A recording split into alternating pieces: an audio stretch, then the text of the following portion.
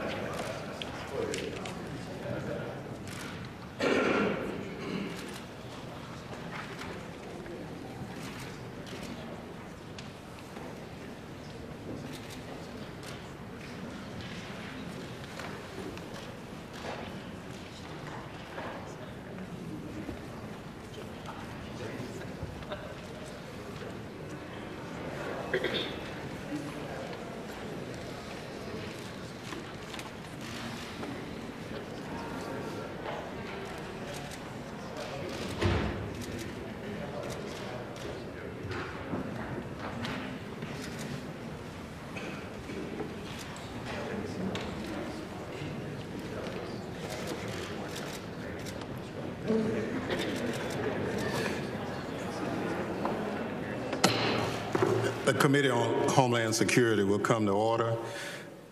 What I'd like to do is, for the members of the press, we're going to ask that you part where you are right there and get to the side. Take your pictures as you like, but before we begin, we'd like to accommodate the public behind you.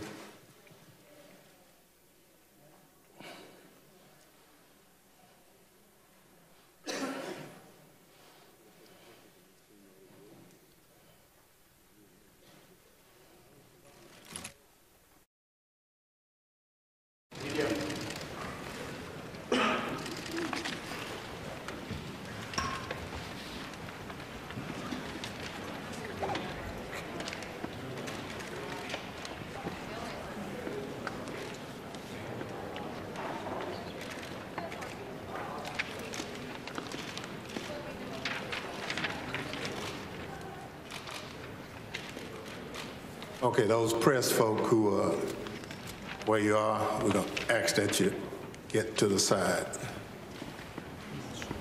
Come on the side. Yeah.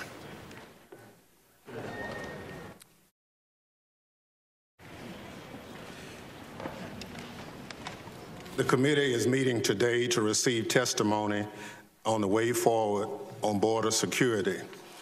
Before I begin, I want to express my condolences to those who lost loved ones in the devastating storms in the Southeast on Sunday. At least 23 people lost their lives and still more were injured in Lee County, Alabama, the ranking member's district.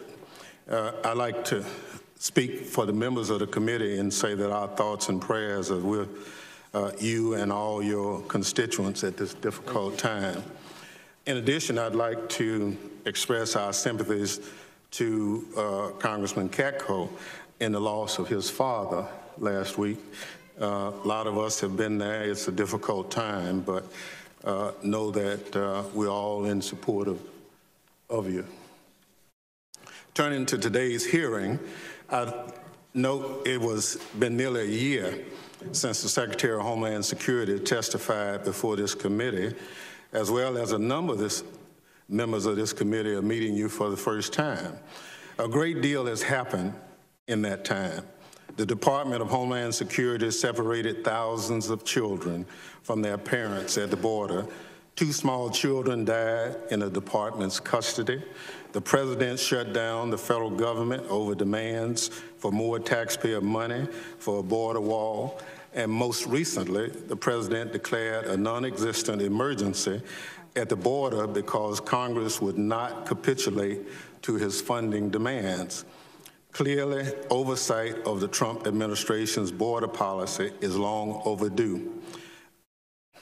Oh, excuse me.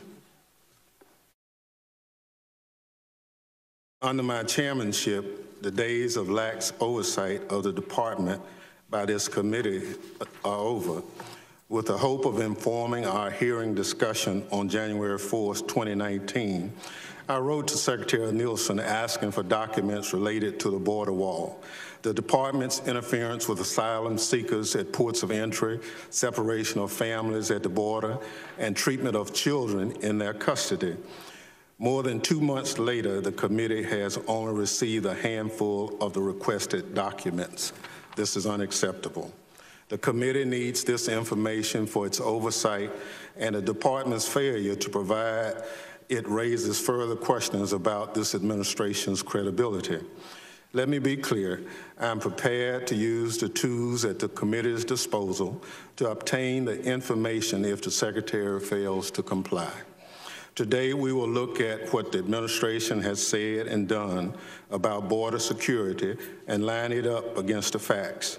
When it comes to border security, what the American people have heard from the Trump administration is misleading at best.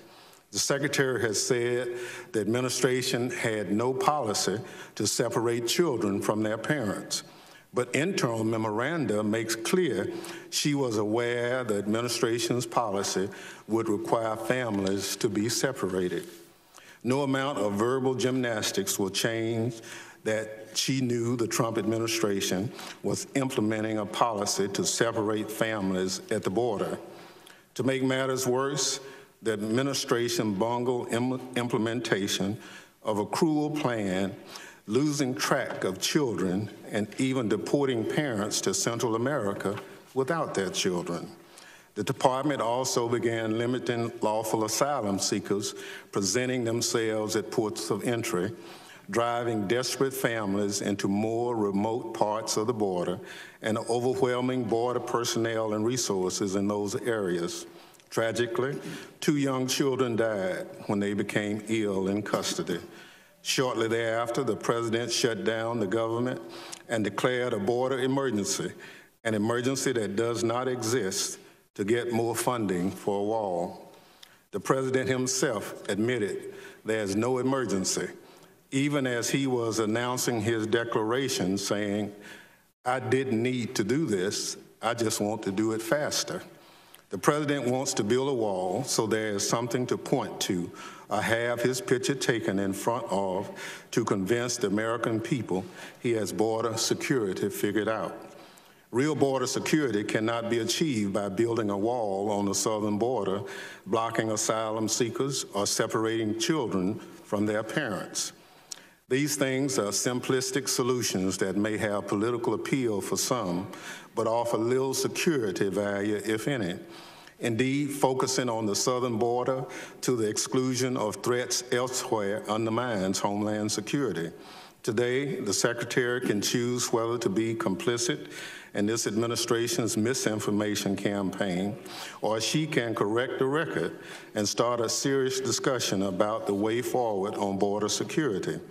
For the sake of our country, I urge her to choose the latter. The chair now recognizes the ranking member of the full committee, the gentleman from Alabama, Mr. Rogers, for an opening statement. Thank you, Mr. Chairman. I appreciate you calling us here today, and thank you, Secretary Nielsen, for being here and for your service to our country. I do appreciate the chairman and his acknowledgement of what happened in my district on Sunday. It really is breathtaking when you go down and see the devastation of a tornado that was nearly a mile wide and stayed on the ground for 70 miles. As the chairman said, we have 23 dead, 90 injured, and more than 100 homes just completely destroyed. This committee should take a lot of pride in the fact that we've made a difference in this country over the last 15 years. The first responders were just wonderful. Our local first responders, many of whom have gotten training through federal money, were flawless, worked their hearts out. FEMA did a great job. They were ready to go yesterday nearby, kept us informed, and I know they're going to do a great job in the rebuilding. But we make a difference in what we've done in preparing first responders around this country. I know the governor's been in touch working with EMA and the FEMA officials, and they're going to do a great job. But I appreciate your prayers as we try to start the rebuilding now that we've finished the search and recovery.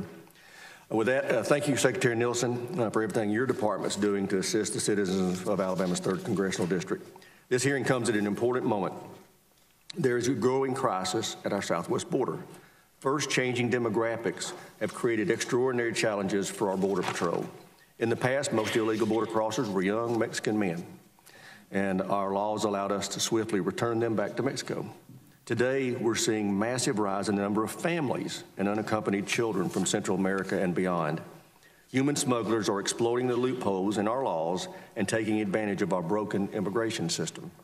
Smugglers are telling vulnerable families that their child is their, quote, visa to stay in the United States if they turn themselves in at the border. The smugglers' propaganda is working. Already, family apprehensions in fiscal year 2019 are more than 800% higher than 2013. We're also seeing migrants arriving at the border in groups of record sizes. These massive groups overwhelm everything from the remote Border Patrol stations to busy ports of entry. 70 groups of more than 100 migrants each have been apprehended by the Border Patrol since October of last year, just 5 months. 70 groups, and some of these are not just 100, they're thousands. And if you're curious, 2 years ago, we only had 2 groups of more than 100 people. That's happened in a short amount of time. Migrants arriving at our border have had a long and arduous journey. The smugglers and traffickers that advertise a ticket in the United States don't care about their victims' well-being. They only care about making money. They lead these migrants into dangerous conditions without a second thought. As a result, Border Patrol projects a 158% increase in migrants needing medical treatment for when they crossed the border from last year. These changing migrant flows place men and women of CBP and Border Patrol in a perilous situation. Our officers are now in search and rescue teams, paramedics are having to serve as rescue teams, paramedics, and family counselors to groups of over 100 strangers at a single time. Gangs and drug cartels are taking advantage of our porous border to bring hundreds of thousands of pounds of drugs into our country. In fiscal year 2018, CBP seized 895,000 pounds of drugs at the border. That includes approximately 2,100 pounds of fentanyl. To put that in perspective, just 2 milligrams of fentanyl are a fatal dose to a person according to the DEA. 2,135 pounds of fentanyl represents a lethal dose for 484 million people, more than the entire population of our country. That equals, if that isn't an emergency, I don't know what is. And contrary to what some say, CBP actually seizes more pounds of drugs between ports of entry than at ports of entry. Since FY 2012, CBP has seized more than 11 million pounds of drugs between ports of entry compared to only 4 million pounds at ports of entry. Mr. Chairman, we have to stop the flow of illegal immigrants and community-destroying drugs across our southwest border. We must put an end to the transnational gangs that profit off these illegal enterprises and bring crime to American streets. The only way to do that is to secure the border. And we need an all-of-the-above approach to border security that includes manpower, 21st century technology, and barriers. With this approach, we will deter human trafficking, human smugglers, and others from crossing hundreds of miles of open desert with innocent children and putting those children in grave danger. Fewer drugs will make it into the United States, saving lives and making our community safer. We know an all-of-the-above approach works. In areas where we have built a wall system, illegal traffic has plummeted. In San Diego, illegal traffic dropped 92% after the barrier was erected. In El Paso, illegal traffic dropped 95%. And in Tucson, illegal traffic dropped 90%. Let's build on this success. Border security and keeping Americans safe used to be priorities for both our parties. I've been on this committee since, just like the chairman, since its inception. We never argued about whether barriers worked until Donald Trump wanted them. This is not rocket science. Now that many of my Democrat colleagues are going to be calling for the abolition of ICE, and I don't understand that. Rather than use this hearing to score political points, I encourage my colleagues to take this opportunity to hear from the Secretary herself about the challenges at our border and what the committee can do to address the changing dynamics as I've just described. I welcome the Secretary's testimony and the excellent work she's been doing for our committee, and I thank the Chairman for the time and yield back. Thank you very much. Other members of the committee are reminded that under the committee rules, opening statements may be submitted for the record. The chair also wishes to remind members of the committee and members of the audience that Rule 10A prohibits breaches of committee decorum and allows the chair to respond accordingly. With that, let me introduce our witness today. Secretary Kirstjen Nielsen has been the Secretary of Homeland Security since December 2017 and was last before the committee in April of 2018. I want to thank her for joining us today and look forward to her testimony. I now ask the Secretary to rise and be sworn in. Please raise your right hand. Do you swear or affirm under penalty of perjury that the testimony you're about to give is true and correct to the best of your knowledge, information, and beliefs, so help you God? I want to thank the Secretary. Without objection, the witness's full statement will be inserted in the record. I now recognize the Secretary to summarize her statement for 5 minutes. Chairman Thompson, Ranking Member Rogers, and distinguished members of the committee, it is my honor to appear before you today. Before I begin, I want to note that our department has many missions. Our people work tirelessly every day, around the clock, to strengthen the safety and security of the American people against terrorists, transnational criminal organizations, hackers, rogue nation states, natural disasters, and more. I want to applaud them always for their extraordinary vigilance in protecting us all from persistent and emerging threats.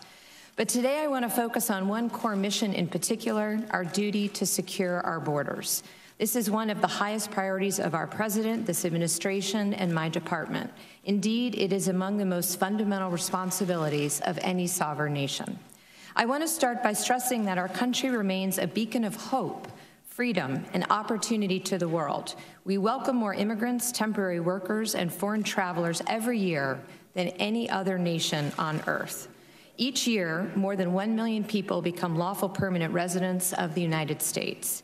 Legal immigration has been a bedrock of this country. We want to strengthen legal immigration and welcome more individuals through a merit-based system that enhances our economic vitality and the vibrancy of our diverse nation. We also will continue to uphold our humanitarian ideals. But illegal immigration is simply spiraling out of control and threatening public safety and national security. We face a crisis, a real, serious, and sustained crisis at our borders. We have tens of thousands of illegal aliens arriving at our doorstep every month. We have drugs, criminals, and violence spilling into our country every week. And we have smugglers and traffickers profiting from human misery every single day by exploiting people who are seeking a better life, deceiving them about our laws, and fueling everything from sexual slavery to child exploitation to the smuggling of illicit goods.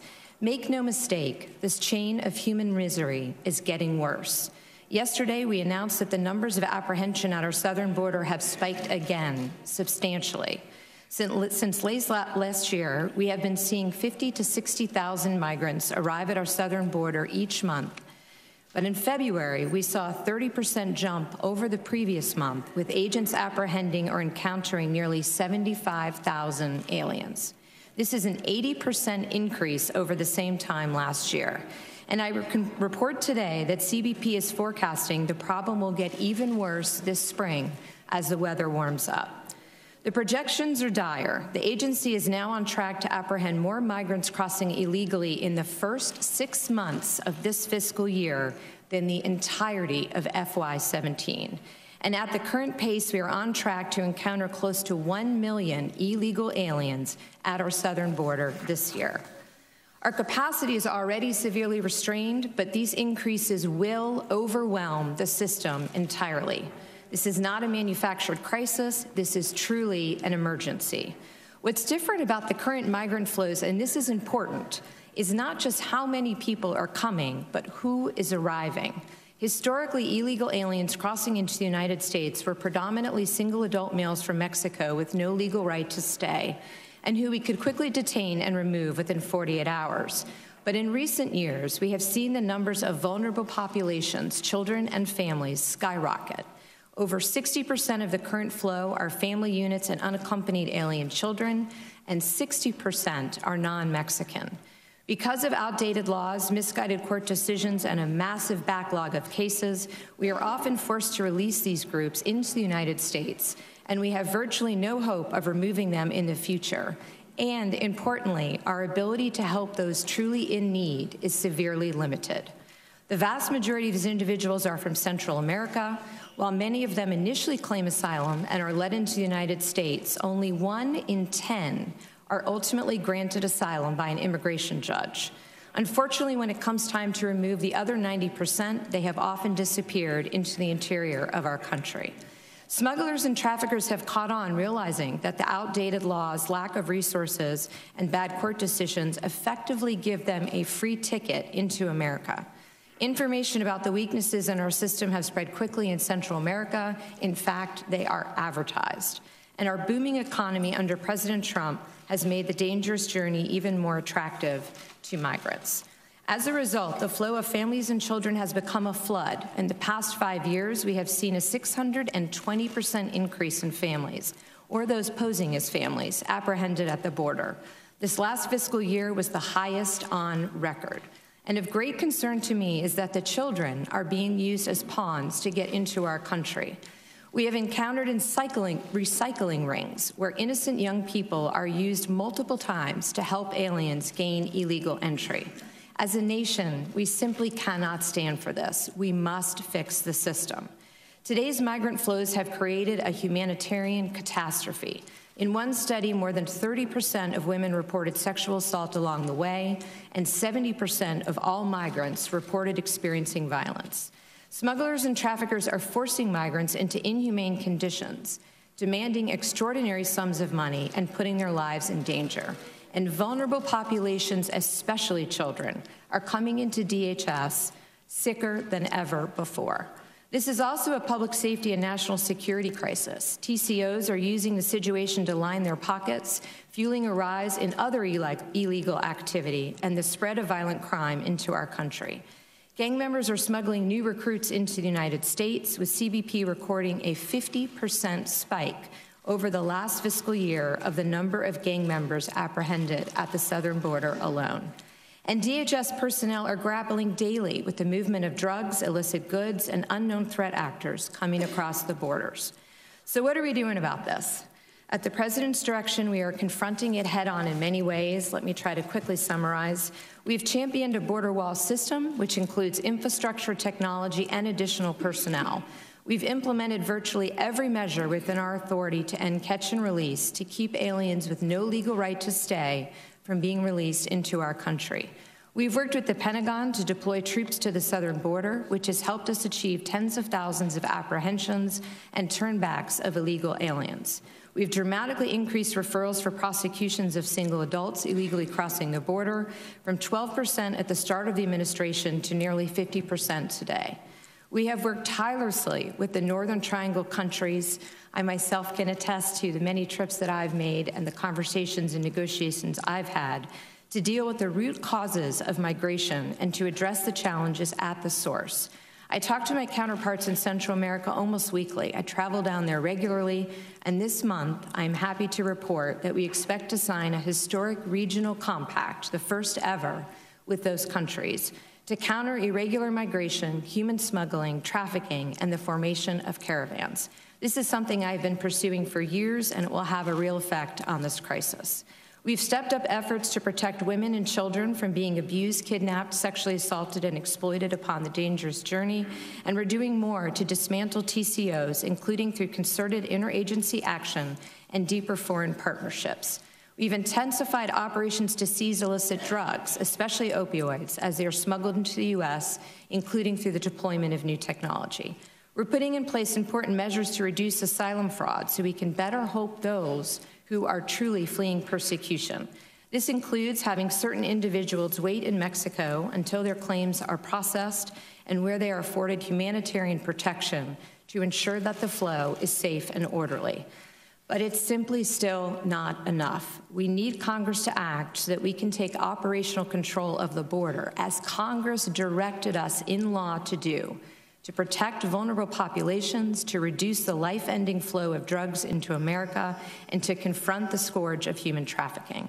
Without congressional action, America's borders will never be secure. Until we deal with the outdated laws that contribute to this problem, the situation will only get worse. Simply put, the laws are not keeping up with the migrant flows. The gaps in the system are obvious. Just as laws must be revised to address technological advances and emerging threats, so too must the laws be changed to address vastly different circumstances at the border. If migrants arrive with children, we can only detain them for days and then we have to release them. Even when they have no legal right to stay, we cannot keep them together as a family. Please summarize your statement. Please. So what do we need? We need Congress to change the law to promote family unity, to ensure the safe and prompt return of UACs back to their home countries, and to close loopholes that allow dangerous criminals to get released into our communities. I'm happy to, in response to questions, talk more about our activities with the Northern Triangle, but I would just like to conclude my remarks by asking for Congress to work with me. I'm happy to meet with anyone that has a suggested solution. No rational person would design an immigration system like we have today. It's dangerous for Americans, it's dangerous for migrants, it undermines our nation's values, and it fails to uphold our fundamental obligations to the American people. Although we may disagree on solutions, I hope there can be a consensus that the current system isn't working and that this is an emergency we must address together. I look forward to your questions. Thank you, Chairman. Thank you very much. We allowed you to go over because some people need to hear you for the first time. I greatly appreciate that, sir. So, and thank you.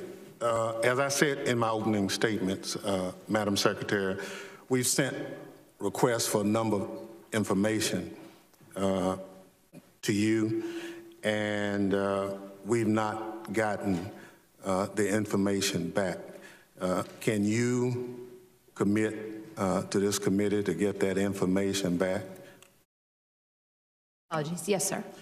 And it's in detail. It's not where it needs to be. So I want to encourage you there. Asylum seekers. A lot of us have had an opportunity to talk to a number of people involved. Can you tell the committee why asylum seekers are being turned around contrary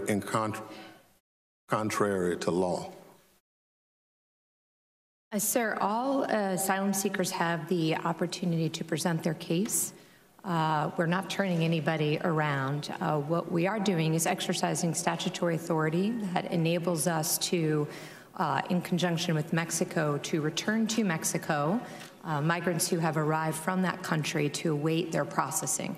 This is to assure a safe and orderly flow and to ensure that their humanitarian rights are protected. So your testimony is that, to your knowledge, no one presents themselves for asylum and is not presented their rights as to what they have to do. Our policy and processes when we encounter, as you know, an alien is we do provide them with information on their legal rights, their ability to access counsel. I'm not sure if you're referring to credible fear. If you do not pass that initial credible fear screening, obviously then you do not, you can appeal that, but generally speaking, you do not go on to meet before an immigration judge for your asylum claim. So is that something you do in writing or you do it orally? Both.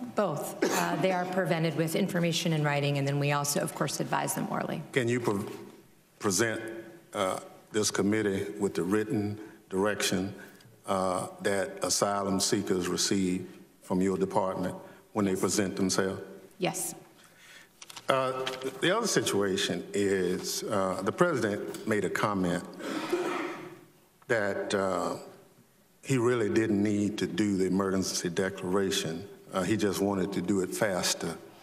Do you have any information for the committee as to what he was talking about?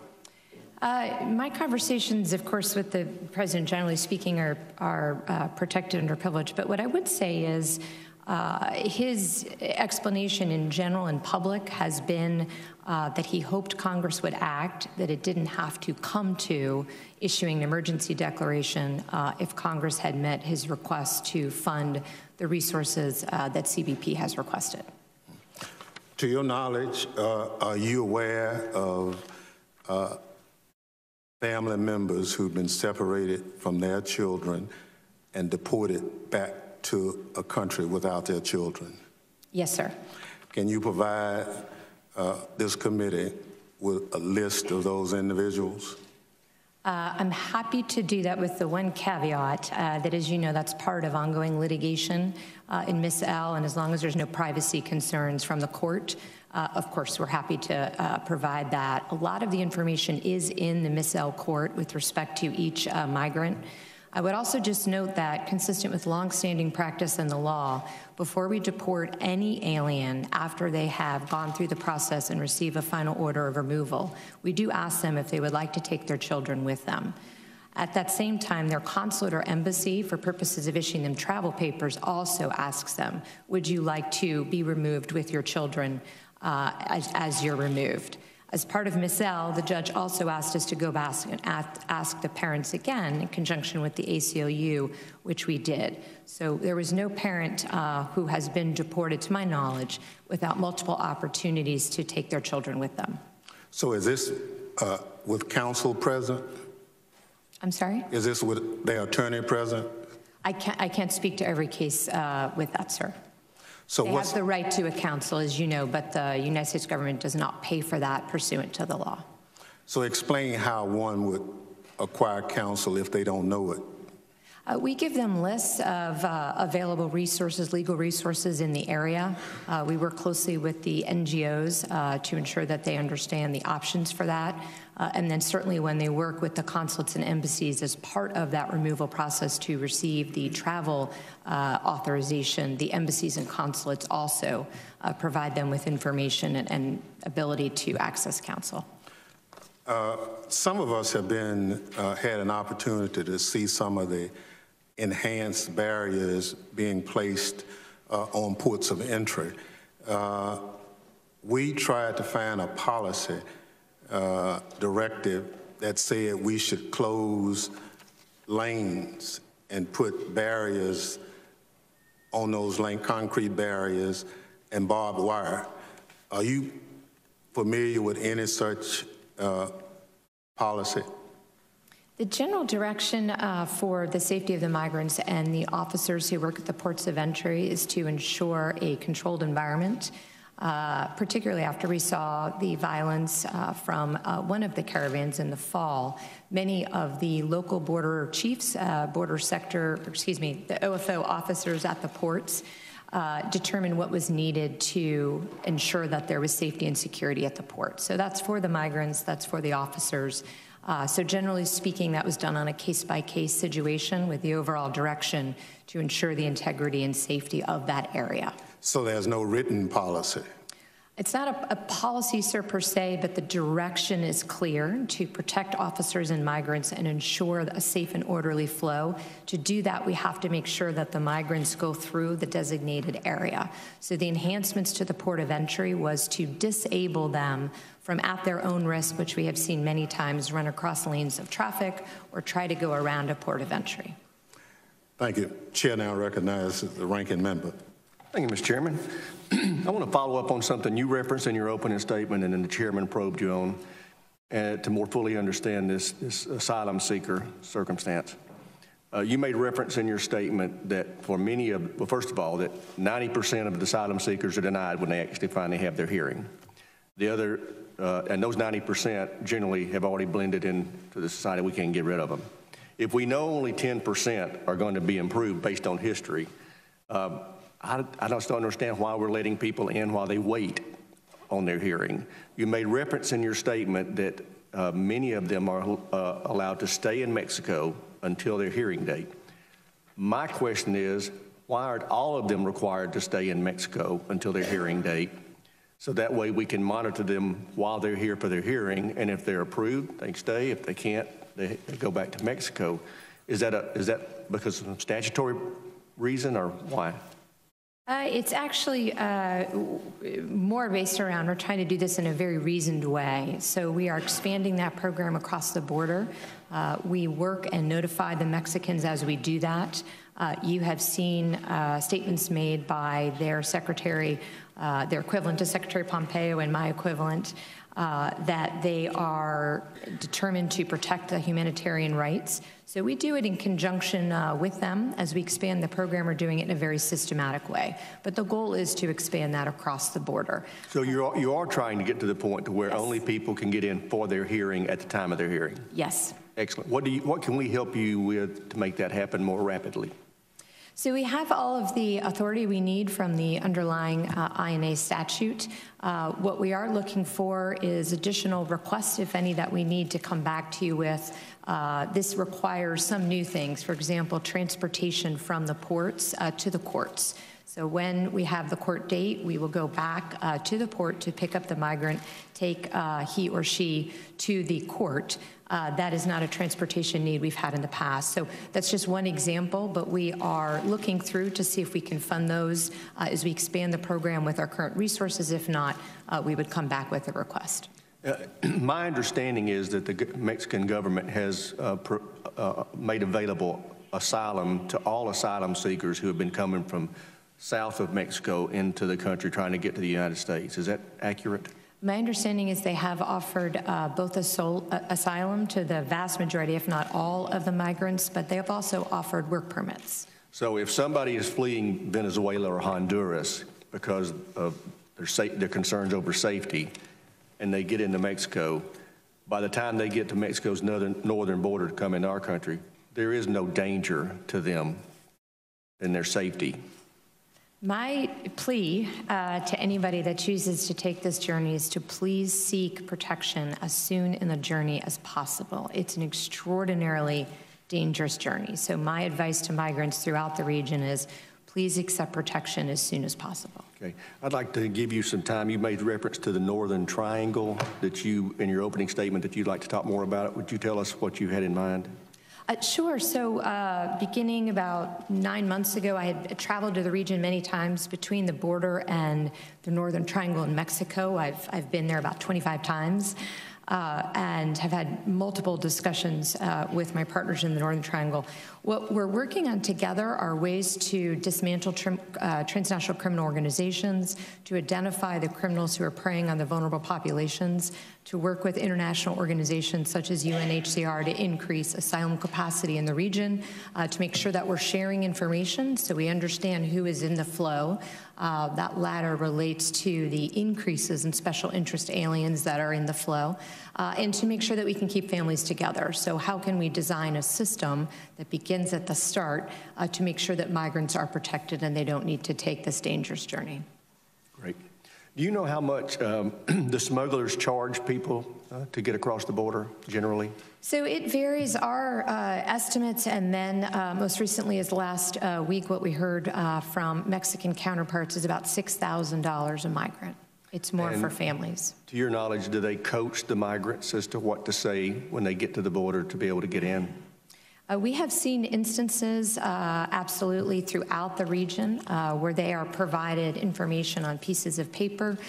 There's also advertisements through social media. There's a WhatsApp conversation particular to this to give them, if you will, specific words to claim credible fear once they reach our border. Great. Thank you. My time's expired. I appreciate your service. Thank you, Chair. Now recognize the young lady from Texas, Ms. Jackson Lee. Let me thank the chairman and the ranking member for holding this hearing and the chairman's leadership on these issues. Madam Secretary, let me thank you for your service. Over the past couple of months, I'm very proud of the members of this committee, particularly my colleagues on the Democratic side who almost everyone have been to the border because of their desire to be proficient and efficient on making the right decisions. And so my knowledge of this committee has been that every single Secretary of Homeland Security I've had a terrific working relationship with, regardless of the presidential politics or party, because our commitment here is to secure the nation. I believe if a horrific tragedy happens again, it is this committee and that in the Senate that will be looked to by the American people to devise the right approach. Do you believe that you, as Secretary of Homeland Security, have the independence of the White House to make the right decisions? Can you independently make a decision in contrary to the President of the United States on behalf of the American people for what is best for them? Ma'am, what I can tell you is I take my oath with utmost extreme importance. I always do my best. Is your oath to the American people, your oath to the President of the United States? No, ma'am. The oath, as you know, is to the Constitution and the people of the Right. And in that vein, do you have the ability to make independent determinations? I do what I believe is best for the men and women of DHS in this country. And have you advised the President on his emergency declaration? Have you given him the grounds for this emergency declaration in the context of what emergency means? What I have done is I've given him all the facts from the men and women working at the border, many of whom I know you all have met with, and thank you for that. So what I do is I give him the operational reality. Here's what we're facing, here's what we're seeing, here are the facts. By my read of it, it is an emergency, it is a dual crisis. That's the information I provide. Well, if there's any data that you have given him in particular, I'm going to request that it be made available to this committee, whether in the classified sections or not, in writing. And if there have been any memos that you've directed to the President that would have given him the basis of calling for, in my opinion, a false emergency declaration, I will not judge your data as you're giving facts, then I would like that to be submitted to this committee. Let me... Ma'am, if I could, I would be remiss if I didn't say much of the information that I give in private to the President, of course, is covered under confidentiality privileges. We're happy to give you any information that we work on from the operators. We're very transparent. Most of that information, as you know, is published on our website. Happy to give you that, but I would not be able to speak to any particular conversation I had with the President. Well, I will not dwell on that. I will leave this to the chairman of the full committee on the question of confidentiality. I think members of Congress are due classified information, and there's a question of confidentiality or privilege. I'm not sure what you're exerting here, but I would offer that... It's not mine to exert or right. waive. So I would say that I would want the material that you had provided to the President of the United States to make his decision. Let me ask you, do you have a census of all of the children that are being detained in the various facilities, both the ones at the border and others that are in partnership with HHS? Do you know how many young people are detained? Yes, ma'am. I don't have that number in front of me. We have all of the numbers. Would you provide that for me? Yes. The next question is, what is the pathway of reuniting those children detained? My number is about 12,000 plus. What is the pathway for reuniting those children presently existing in detention centers who have been there for 1 year, 2 years, 3 years plus?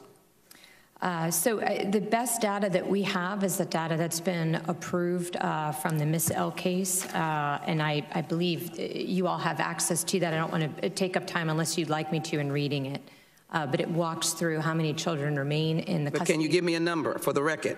Yeah, so there's, sure. It breaks down two of the original 2,816 that the court identified, 207,35 have been discharged. Right, but I'm asking you for those that are in the partnership between Homeland Security and HHS. You have centers around the nation, some run by Southwest Keys, upwards of 12,000 children. Have you tried to reunite them with some guardian or family member?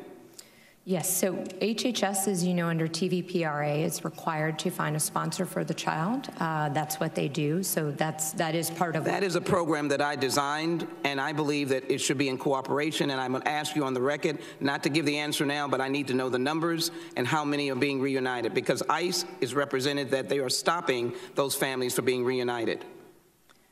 ICE is not stopping families from being represented. There are three... Reunited. There are three... instances in longstanding practice which CBP, not ICE, encounters a family unit presenting as a family unit where separation may be necessary. The first one is if the adult accompanying that child is not a parent or legal guardian. The second, if there is a risk to the child. And the third is if the parent otherwise needs to go to a custodial prosecutorial setting. Longstanding process. The numbers are not high. Happy to provide them with you, but that is what CBP does at the border for the protection of the child. Mr. Chairman, thank you. I'll have questions for the record. Thank you. The answers have not been given. Thank you so very much. Thank you very much. Chair recognizes the gentleman from New York, Mr. King. Thank you, Mr. Chairman. Secretary, thank you for your service, and I appreciate you being here today. I'd like to focus, if I could, on unaccompanied minors, specifically involving MS-13. My district, unfortunately, is probably the epicenter of MS-13. We had a series of 25 murders within 18 months from the fall of 2015 to the spring of 2017. I think almost all the victims were immigrants, documented and undocumented. So it was a slaughter within the immigrant community. What we found was that many of those murders were carried out by unaccompanied minors. I think in the most recent series of indictments, of the 11 indicted for murders, 7 of them had come across as unaccompanied minors. And let me commend your department and others.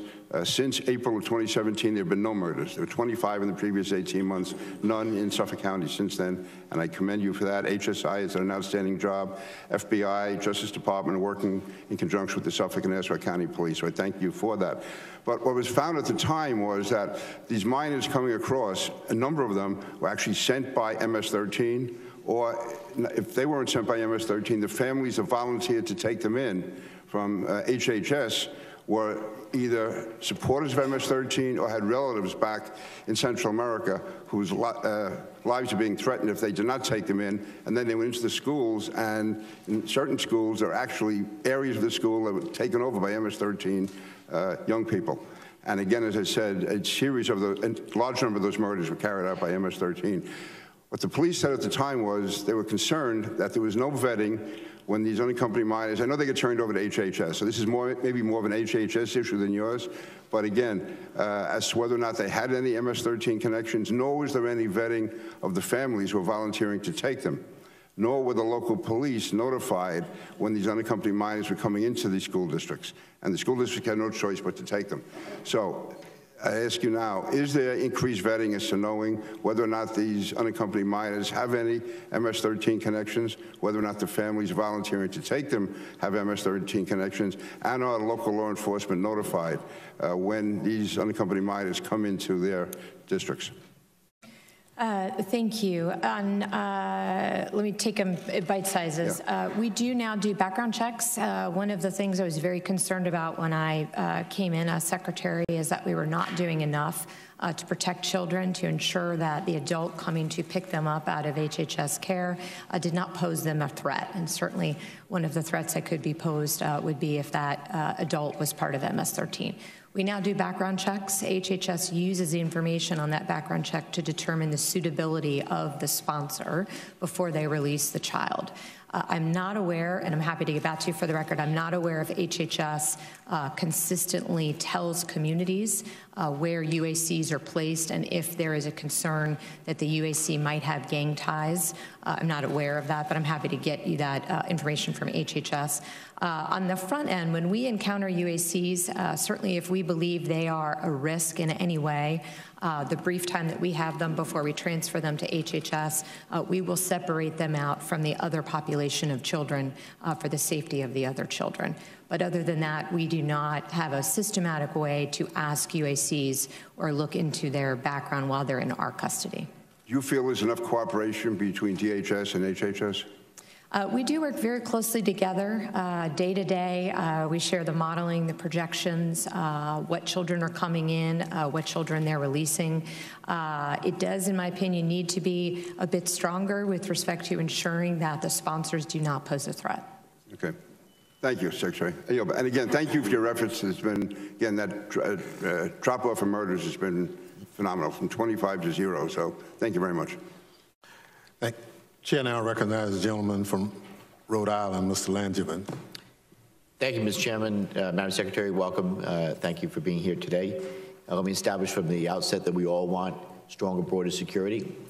The question is, what is the most efficacious way of getting us there, and not creating a solution that fills a political promise but doesn't really achieve strong border security. So I want to just follow up on an issue brought up by the chairman earlier regarding border crossings. And look, I've long held that and have an interest in ensuring that we're making a policy based on sound data and credible threats. So it is my understanding, and you've testified in some of this morning, that your department keeps accurate statistics of the number of apprehensions at the border. Is that correct? Apologies, yes. And these statistics are compiled annually by U.S. Customs and Border Protection and published publicly on its website. That's correct? Yes, we actually compile them monthly and publish them, but yes. And according to this report, so the number of apprehensions at the border in 2000 was 1.6 million. Does that sound right? It was over 1 million, yes, sir. Okay. And these statistics show that in 2018, the number of apprehensions had fallen to just under 400,000. That's a drop of 75%. Is that right? Yes, sounds about right. Okay, so I have a chart that I'd like to display that shows the change in apprehensions. So now I want to ask you about what the president had said about border apprehensions. While touring the South Texas border on January 10th, the president stated of the Border Patrol, there were never so many apprehensions ever in our history. So, Secretary Nielsen, what the president said was not accurate, was it? I apologize, I don't know the full context of that. What I can tell you is we have encountered more family units per month than ever in history. No, I just want to know what the president said, is it accurate or not? I just don't know the context of his statement, sir. If he was talking about family units in a particular sector, no, I'm talking about the number. We went from 1.6 million in 2000 apprehensions and 400,000 in 2018. The president said that there were never so many apprehensions at the border in our history up until now. Is that accurate? Was the president accurate? Again, it depends on the context because it depends on the type of migrant, sir. Okay, it's either the 400,000 figure is either accurate or it's not. If it's accurate, then the president was not accurate. Is that correct? Again, we've had monumental high numbers in some areas of the border. Jim, I'm just trying to get a yes or no. Sir, I just don't know the context of his statement. Okay. So I'm trying to give you my most accurate testimony. What I can tell you is that in some places we have had record months of families. In some areas we have had record numbers of apprehensions. Okay, well, as a gentleman, yeah, I think he's asking for the total number, not a selected category. The total number, we are on track for this year for 900,000 apprehensions at the border. But that wasn't the question. Okay. Is the president misleading the American people? Is he accurate in what he's saying? It's the largest amount of detentions, or is it not apprehensions at the border? In some categories, we have had record-breaking apprehensions. Okay. Well, the president's claim, in the way I read it, is misled the American people. It gave the public fundamentally flawed factual information on a key border question. Did you take any steps to correct the information when the president stated what he did? We provide information that we gather from CBP and all of our components for that matter. We provide them as a matter of course to the White House, and we try to put those numbers in context. Well, Madam Secretary, the reason I ask these questions is that they really go directly to the heart of the rationale for the president's emergency declaration. The president has been telling the public that there's an emergency at the border because crossings and apprehensions are at record high levels. But as you really have conceded yourself in the testimony, the facts are exactly the opposite when you're looking at the actual number. Apprehensions today are substantially smaller than they were 20 years ago. So my time is expired, but it is inaccurate. It's deceitful, I believe, to be inflating numbers or making statements that are not accurate. The president is just wrong. Chairman, would you mind if I just responded briefly? What I would say, sir, if the larger question is about the emergency, unfortunately, what we're seeing is a very different situation. So it's not just the number. It's the abuse of the migrants along the way. It's the sexual abuse. It's the violence. It's the new phenomena that we see of large groups coming, which the system was not prepared to care for. Many of our facilities were made for maybe 100 people a day. We're seeing 1,800 family units in a given sector on a given day. So when you put all of the facts together, the problem is not just the vastly increasing numbers, and again, we jumped another 30% from last month, but it's the type of migrant that our system is not set up to protect. Originally, it was single adults from Mexico. Now it's mostly Central Americans, and the vast majority are vulnerable populations, which are families and children. All of that together is a crisis because the system is not built for that type of flow. Well, Mr. Langerman, we'll follow up with some more direct information on that. And I would ask the Secretary if yes or no would be very helpful in some of the questions that you asked. And I think that's what Mr. Langerman was really trying to get to, not anything else. Chair recognizes the gentleman from Texas, Mr. McCall. Thank you, Mr. Chairman, and Madam Secretary, welcome to this committee. I've been following the border probably longer than I care to. Back when I was U.S. Attorney, Western District of Texas, to 15 years on this committee, chairman of this committee. Hard to get a good solution. But I can tell you, at least as I see it, and I just want to get your understanding that the threat has changed. It used to be in the old days we had predominantly males crossing for work. Now we have more family units than ever crossing because the Coyotes understand the legal loopholes that we talk about, and they now know how to exploit them, and they're making a heck of a lot of money off it in the process and putting children in harm's way up that dangerous journey as they go northbound. In fact, in February, I think the apprehensions were 76,000 immigrants that were apprehended at the border. Then you throw on the fentanyls, the meth labs, dangerous drugs coming into this kind of human sex trafficking. I think it is a crisis. I think the president's correct in saying it's an emergency and that we need dire action now. I'm disappointed we didn't pass the Goodlatte-McCall bill last November. I think it would have solved a lot of these problems. But there were about every Democrat voted against it and 20 Republicans voted against it. That was a historic opportunity. And here we are talking about this problem when we know that the laws are the magnet that draw them into the United States of America. And until Congress acts, and I look at you and I feel not sorry, but it's not your fault. It's Congress that's failed to act to solve this problem.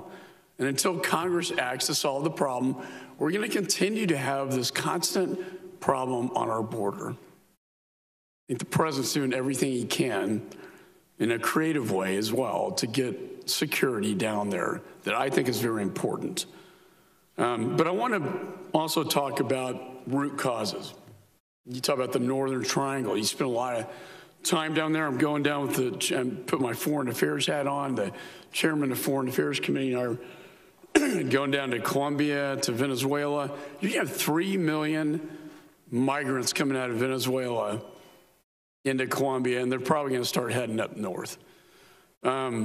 This is a humanitarian crisis at its worst. We're going down there, and we're also going to go to the Northern Triangle. Can you tell us the latest on the Central American Security Initiative and how we can stop these families from making, paying $6,000? You must be very desperate to say, here, Coyote, I'm going to give you $6,000 to take my child up north. Very desperate situation. What can we do to stop that desperation? I would just, in the time that I have, let me just give you a couple examples, and I can also refer back to a question that Congresswoman Jackson Lee asked me. The number of unaccompanied children is part of the humanitarian crisis. These are children whose parents decided to send them alone on a very, very dangerous journey at the hands of, most often, smugglers and coyotes or traffickers into the United States. Our laws uniquely allow us to send Mexican children back home after they have gone through a process and do not have a legal right to stay. But under the law, we cannot send children from other countries back, except for Mexico and Canada. So the Northern Triangle governments have said to us, they will say to you, please send us our children back. We want them reunited with our families and communities here. We don't want the smugglers to be able to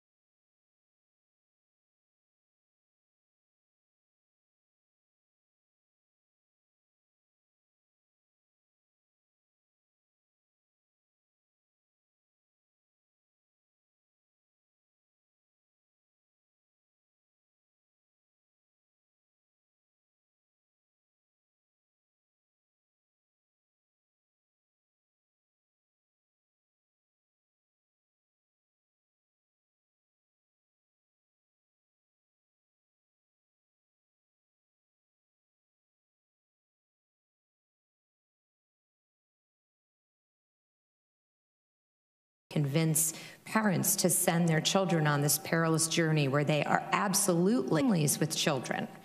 We have to give every girl a pregnancy test over 10. This is not a safe journey. So I ask again that we change the law. We treat all ways to be able to keep families together. Families need to be able to be kept together, go through the process. If they have a legal right to stay, we will welcome them here. If they don't have a legal right to stay, the most humanitarian thing to do is to remove them efficiently and effectively. Both of those changes we need from Congress. Thank you, Madam Secretary. I see my time has expired.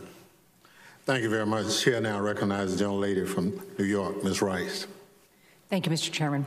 Madam Secretary, I just want to ask you to qualify a question that was asked before. Can you confirm that there has never been a parent deported under your tenure without finding out if they want their children to go with them? Simply yes or no. Can you confirm that? To the best of my knowledge, every parent was afforded that option. Okay. Secretary Nielsen, on June 17th of 2018, you tweeted, "We do not have a policy of separating families at the border, period." Then Attorney General Jeff Sessions announced the Justice Department's zero-tolerance policy to prosecute all individuals who cross the border outside of ports of entry, and he made that announcement on April 6th of 2018. In a memo to you dated April 23rd regarding the Justice Department's zero-tolerance policy, CBP Commissioner Kevin McAleenan, USCIS Director Francis Cisna, and then ICE Acting Director Thomas Homan stated DHS could also permissibly direct the separation of parents or legal guardians and minors held in immigration detention so that the parent or legal guardian can be prosecuted pursuant to these authorities. Did you read that memo, yes or no? Yes. Did you concur with this assessment made by your component agency leaders, yes or no? There many assessments in there. I concurred with their recommendation on what to do to increase consequences for those crossing the border illegally. The piece that I just read, do you concur with that? I'm sorry, could you read that particular? DHS could also permissibly direct the separation of parents or legal guardians and minors held in immigration detention. What I agreed to do is to... No, did you agree with that assessment that they made? That wasn't a recommendation, ma'am. It's a legal statement. We do have the legal authority to do it as I understand it. Were you aware that the zero-tolerance policy would lead to minors being separated from their parents, yes or no? As we increase consequences for those who break the law, just as yes, everywhere. Look, I have such limited time, Madam Secretary. Okay. I'm sure you can appreciate that. As a consequence for a parent going to jail, we in this country do not take the children to registrations. Okay. So the answer is yes. At the end of February, BuzzFeed News reported that you did not issue guidance on how to implement the zero-tolerance policy until May 4th, which was about a month after the Attorney General Sessions announced the policy. Did you discuss this policy with Attorney General Sessions before he announced it on April 6th, yes or no? This was an ongoing discussion. No, yes or no. Did you discuss the zero-tolerance policy with the then Attorney General Sessions before he made the announcement? on April 6th, yes or no? It's sometime before the announcement. We had the conversation. I did not know he was making that announcement that day. But you knew, you had a conversation with him about the zero tolerance policy, yes or no? Yes. Zero tolerance means prosecuting those who break the law. Yes, we as law enforcement agencies talk about prosecuting those who break the law. So then why did you wait until May 4th to issue implementation guidelines?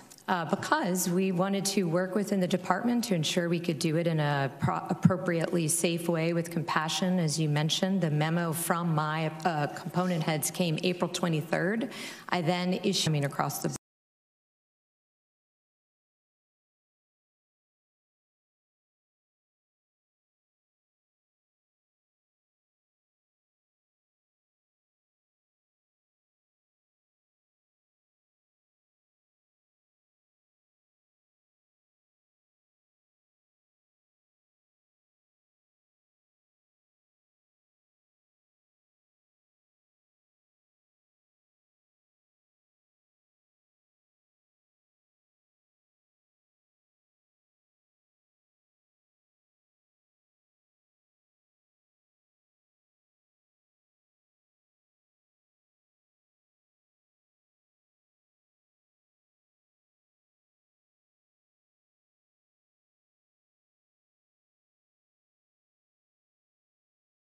We all know the results of the policy and the compassionate or lack of compassion. Ma'am, it's not a policy, it's the law. We enforce the law. The policy is a policy. You just talked about discussing that policy with the then Attorney General. So I have 1 minute left. I have 3 quick questions. During your tenure as Secretary, how many times, I'm asking you specifically about this and I'm trying to answer it. I believe 4 or 5, but I will get you the exact answer. During your, thank you. During your tenure as Secretary, how many times have you waived environmental regulations under the Clean Water Act for border barrier construction? It would be the same number. Again, I'm happy to get you the exact number. Okay. And during your tenure as Secretary, how many times? Thank you very much. Chair now recognizes gentleman from New York, Mr. Katko. Thank you, Mr. Chairman, and thank you for the kind words about my father. I very much appreciate it. Welcome, Ms. Nielsen. It's nice to see you again. I have a rather unique perspective on the border, and I know a lot of people are going to be talking about the immigration component, but the crisis is just not with respect to immigration. It's with respect to the drugs that are pouring across this border and that are killing our kids at a rate of 5 an hour for heroin alone because of fentanyl is being mixed with the heroin. Can you tell me if there's been any significant seizures of fentanyl at the border recently? At the border, yes. In the interior as well. ICE, overall interdicted enough fentanyl last year to kill every American twice over. So that's substantial amounts of fentanyl. So and that's enough to kill every single American? Twice, yes, sir. It's amazing. Now, when I was on the border, I was a federal prosecutor in El Paso, Texas, and I was charged with going after cartel-level drug traffickers. And we could literally get on the roof of the U.S. Attorney's Office in El Paso with binoculars and see one of the cartel members' houses across the border in Juarez. So, and I'm intimately familiar, based on the prosecutions I did there, about their patterns and practices. And I know that they use oftentimes the same smuggling routes for drugs that they use those for human traffickers as well. But I also know that when you beef up security and you beef up scrutiny at the ports of entry, at least back when I was there in the mid-90s, that they often just simply went around and avoided the ports of entry. Can you tell me, is that still hold?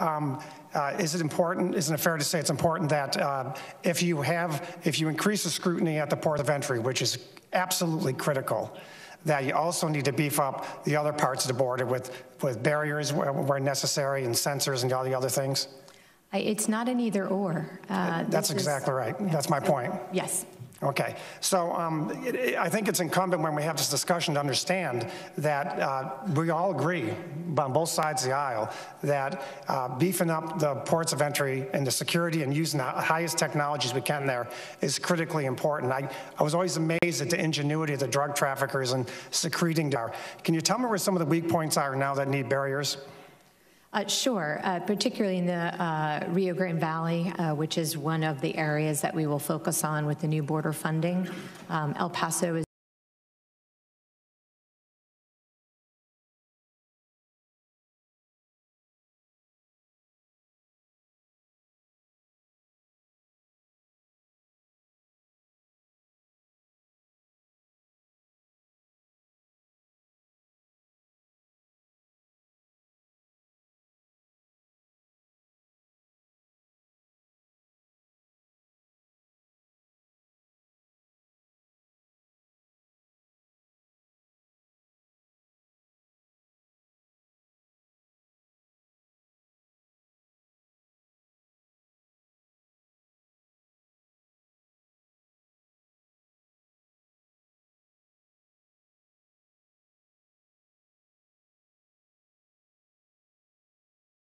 is a particular area where we see increased flow, particularly with the number of families. It's well over 1,000% increase in families traveling through that particular area. And of course, when I say El Paso, as you know, I mean the sector.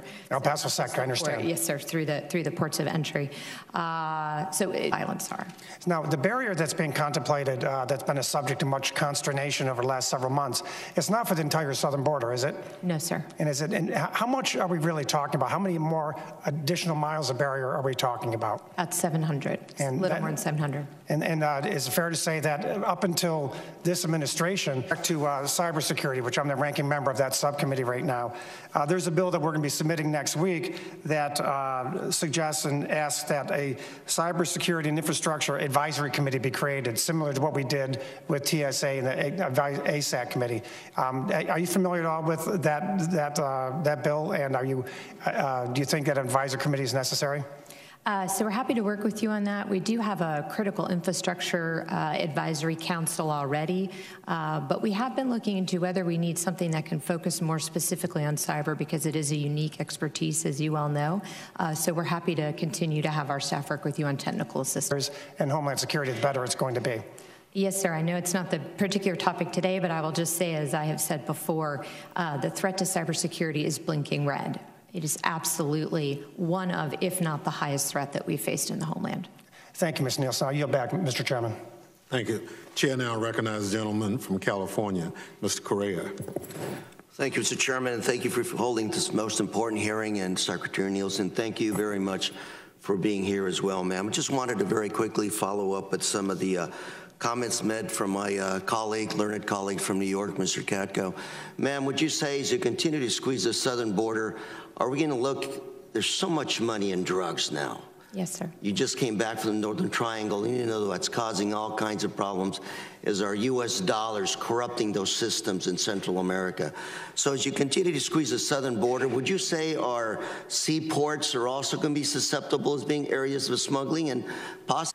We do it all based on risk, but yes, sir, criminals will find a way, unfortunately, to do whatever their criminal act. As long as we keep paying for those, unfortunately, those illicit drugs, people are going to find a way. The drug demand is a very large problem, yes, sir. Thank you. I'm going to shift very quickly, ma'am. And last year, Secretary Nielsen, I sent you a letter. I resubmitted this letter to your Border Patrol Chief, Carla Provost, last week, and I'm going to submit the same letter to you today.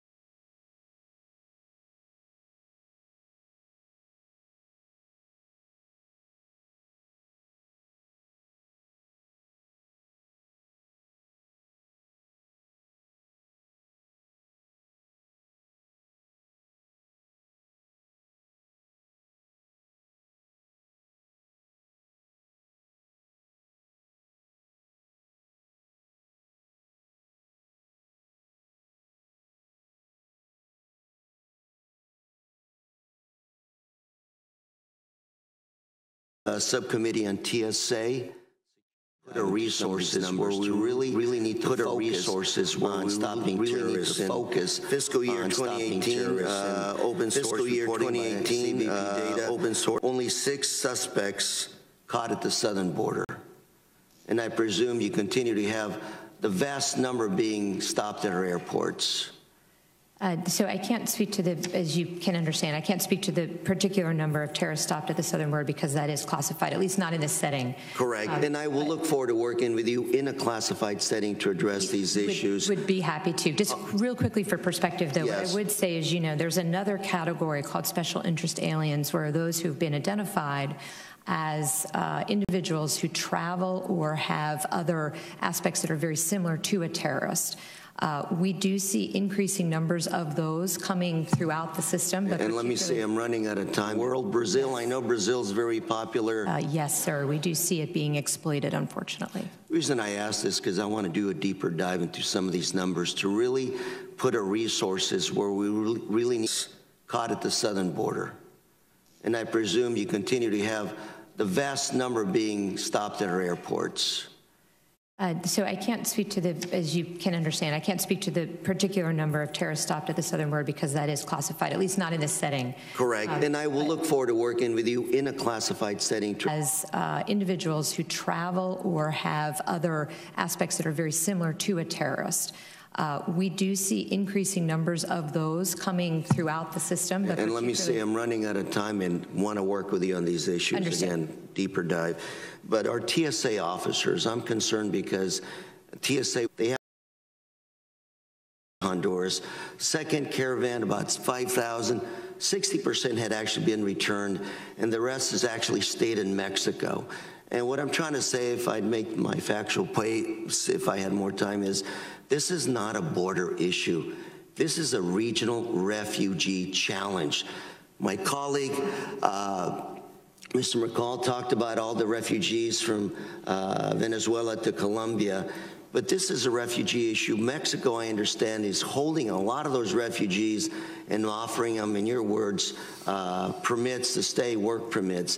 And I'm hoping we can turn the discussion from building a wall to border security to addressing a refugee crisis in this continent. And the one, if I may, Mr. Chairman, the one word people in Central America kept repeating to me was, folks, terrorists coming into the U.S. So I look forward to working with you and coming up with a package with some of these officers to make sure they're the best of the best. And finally, I wanted to say, I was in the Northern Triangle, I think the day or so before you were there. Yes. And I say I want to hats off to those Northern Triangle countries trying to work with us. I know Honduras, for example, the jump-off point to a couple of those caravans. President of Honduras told us that 90% of that first caravan, those folks had actually been returned to Honduras. Second caravan, about 5 times, this is not a border issue. This is a regional refugee challenge. My colleague, Mr. McCall, talked offering them, in your words, permits to stay, work permits. And I'm hoping we can turn the discussion from building a wall to border security to addressing folks in Central America want hope. Hope for a better life, a better job, some security. And I hope we can sit down and put the political rhetoric aside.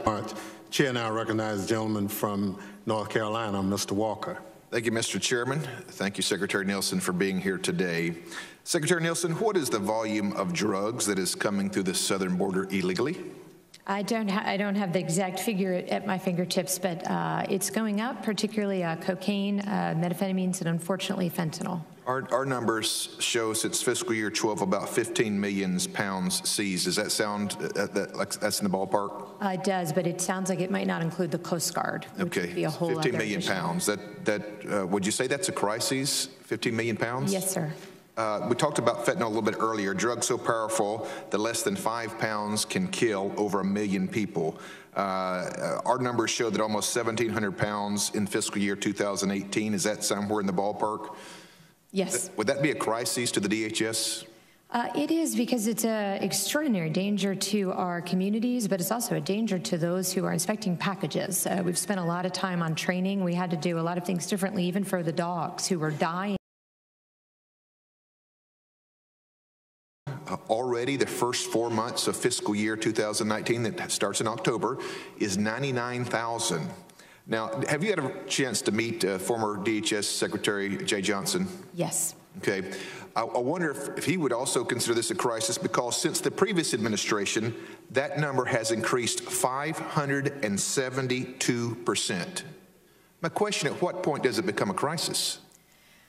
Sir, if you ask the men and women of DHS, they would tell you when one migrant dies, when one person is not afforded the opportunity to efficiently claim asylum, they would tell you for a community that has been the victim of violence due to criminals that come in that flow, they would tell you it just takes one. It takes one terrorist, it takes one criminal to ruin a family's lives, and it takes one overdose to kill an American.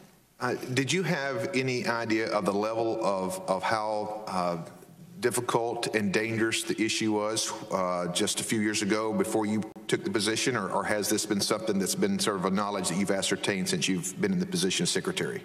I, before becoming secretary, did not have the opportunity to speak in detail to the men and women on the front lines, and no, I was not aware of how dangerous the situation it is. Do you think most Americans truly understand how dangerous this situation is? I do not, no. If most Americans had a chance to go to the border, would they consider this a crisis? Yes, sir, just by the pure numbers coming in and our inability of the system to properly take care of them. What kind of job do you say the men and women that work for Immigrations, Custom and Enforcement, ICE, what kind of job on the front lines are they doing? Extraordinary. They work every day, many times at risk of their own lives. Assaults on Border Patrol agents continue, on Border Patrol officials continue to arise. They do it with compassion. They live in these communities. They enforce the law, but they want to make sure and continue to ask me, to ask Congress to change the law so that the system can be more humane. You know, we talk a lot about as far as people having input who actually are on the front lines doing the work. According to our numbers in 2017, we talk a lot about children, and we should. We should make sure that we restore as many children as we can. I did hear the 3 reasons of why that may be a problem. Sometimes prosecutorial, the guardian poses a risk, or there's another issue that you had to take a look at. But according to our numbers, there were 906 children that were rescued from exploitation just in 2017. Does that number match your numbers as well? Yes, sir. Human trafficking, child exploitation are something that we're working on. We're about to release the first ever DHS strategy to combat that. But yes, the numbers are going up. So all of these numbers continue to go up, whether it's the human trafficking, or there's the drug smuggling. The former colleague just talked about the more we squeeze the border. Well, evidently, the numbers continue to rise. So as we look at all these numbers, in summary, can you tell the American people that this is not a manufactured crisis, this is a legitimate national emergency? This is a legitimate national emergency. This is a twin crisis, and we can do better as a country. We have to have a system where we can protect vulnerable populations, we can secure our border, which is our sovereign responsibility, we can protect communities while facilitating legal trade and travel. Thank you, Mr. Chairman. Thank you. Chair now recognizes the young lady from New Mexico, Ms. Tara Small. Thank you, Mr. Chair. Secretary Nielsen, I am the only member on this committee that represents a southern border district. In fact, it includes 180 miles almost of that southern border, and a lot of it is remote, rugged terrain.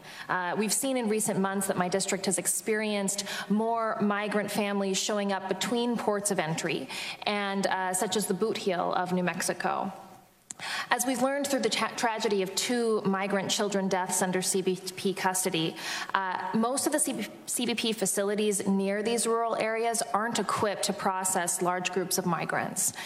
We have to ensure that our agents on the ground have the adequate resources and technology to effectively patrol these areas, keep our communities safe, and provide quality care to the migrants voluntarily presenting at our border. What changes in policies and procedures have you implemented to ensure that CBP can adequately adapt to the rise in people voluntarily presenting at the border and who are showing up at between ports of entry, specifically in these remote areas? So what we've done, I would take it a couple different ways. On the health screening, as you know, unfortunately, particularly because of those remote areas, many of the migrants, when they reach our border, are very sick. So I have worked with CDC, we've worked with HHS, we've worked with the local communities. I've spoken to your previous governor and your current governor about this exact issue. I've asked my bipartisan advisory council to look at this particular issue on families and children and what we can do better. We've increased our medical screening. We screen every child that comes into CBP care. ICE, as you know, if the migrants proceed on to ICE detention, do receive within 7 days a full medical checkup. So we focused a lot on the medical part. In terms of the ability to understand what migrants are coming through remote areas, we're working much more closely with Mexico to identify the flows so that we can have CBP there to rescue them as soon as possible. As you know, we rescued 4,300 100 in distress last year alone, many of them coming through remote areas where they're dehydrated, they're cold, they're otherwise sick, they haven't had adequate resources and food for quite some time. So we continue to look at all of the processes, but this is something that we are trying to do the best we can within the limited resources that we have. One of the issues that I didn't quite hear addressed there is transportation. And yes. As you know, one of the children who died, part of the challenge was the transportation to a medical facility. So sometimes the hardest but most learned lessons come from past failures. What is the status of the investigation into the deaths of those two children, and when will you release the results of those? So as I understand the status of the investigation, right now it's with the medical examiner. So until the medical examiner in both cases releases their final findings, our Office of Professional Responsibility and our Investigator General cannot complete their report. I did ask this question recently. I have not been able to ascertain from the ME when that will be done, but as soon as that will be done, the other parts of the oversight will wrap up their investigations, and I'm sure they will provide, as appropriate, their findings. Do you have any sense of a timeline? I don't. I've asked, of course, that we do it as quickly as possible. There's some extenuating circumstances there. I think the ME is trying to look at information about the health of the child as they traveled along the journey. So I really don't. I wouldn't want to speak for them. And what can you do to make sure that it happens as quickly as possible? I can just keep bugging them and ask that we do it very speedily so that we can incorporate any lessons learned into our processes and procedures. Thank you. Are you looking into the policy of metering at the ports and how that might increase the role of human traffickers to take migrants between ports of entry and also drive them to these rural areas? So it does, as I mentioned earlier, it does have to be an and approach. It can't be an either or approach. The queue management at the ports is simply to ensure that CBP can perform all its statutory missions, but very importantly to protect the migrants coming in. As you know, when you've seen the facilities, they were built for maybe 100 people a day. They're just not adequate to process and hold large numbers of people. One of the challenges, though, is if you're controlling it at the ports of entry, they can still go to a place between the ports of entry where there's those same lack of facilities and sometimes worse. So are you looking at that impact? Yes, ma'am, and that's why our operators have asked for impedance and denial in the form of obstacles. Thank you. And what has CBP done to minimize attrition in hard-to-fill locations such as Lordsburg or Deming to make sure that we have agents in our most remote stations? So we continue to look at this. I know we're running short on time. I'm happy to work with you. We work closely with the unions on this issue. We're looking at everything from retention bonuses to ability to add additional salary when we transfer, additional benefits on the back end. But yes, this is a problem that we take very seriously, and we're working with all parties on. Thank you very much. Chair now recognizes the gentleman from Louisiana, Mr. Higgins. Thank you, Mr. Chairman. Madam Secretary, thank you for your time, your dedication to our country, and for your devotion to restore sovereignty along our southern border. My colleague earlier, Representative Langevin, put a graph up. I've asked that it be put back up. That request had been declined. But I refer to it because it certainly shows that an all of the above strategy to secure our border works.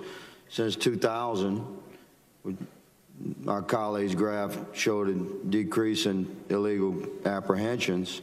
Since 2000, 19 years ago, we built more than 650 miles of physical barriers along the border to help control illegal crossings. We've deployed sensor technology and increased Border Patrol staffing. This is exactly why a bipartisan solution exists before us, my friends, and it does not make sense to me why this has become a partisan issue since President Trump's election. Physical barriers, technology, enhanced capacity to respond, they work. This does not mean the current crisis does not exist. Let me just put this in context for the American people. Perhaps the most famous invasion in the history of the world, D-Day. 73,000 American troops landed in the D-Day invasion. We have 76,103, according to my numbers, apprehensions along our southern border last month. We have D-Day every month. on our southern border. Just to put this in context for America, yes, physical barriers work, enhanced technology works. The ability to respond and arrest, to process works. Of course, none of us want to separate families. We as Congress, we have to fix the laws and allow these law enforcement professionals to do their job. I know the men and women of Border Patrol to be highly professional and patriotic in their mission to secure our border. I know firsthand from my experience as a cop, from my service on this committee, and from standing alongside frontline defenders. Our border agents deserve respect. They certainly have mine. I'd like to highlight two cases, Mr. Chairman, which exemplify the professional manner in which border agents conduct themselves. On the morning of January 22nd, a Honduran gentleman, along with his elderly wife, illegally crossed into the United States. They were apprehended and taken into custody by Border Patrol. A few days later, while still in U.S. custody, the Honduran gentleman complained he didn't feel well. He received medical care. He was immediately brought to a hospital, medical center in El Paso. Within hours, the Honduran gentleman was treated by a team of American doctors. Less than 12 hours after reporting his discomfort, he had a brand new pacemaker surgically implanted. The next day, he was given medical clearance and his follow-up prescriptions. American taxpayers gave this man a pacemaker that crossed into our country illegally. We're certainly a compassionate and generous nation. Another such example involves the forced separation of a mother and her child by coyotes, which, by the way, human coyotes give our animal friends a bad name. The smugglers convinced the mother that it was easier to move the pair separately. They separated the child from their parents. They left a 3-year-old child on the banks of the Rio Grande. It was Border Patrol agents who rescued that child. It's Border Patrol agents who rescue thousands of people from smuggling and trafficking routes every year.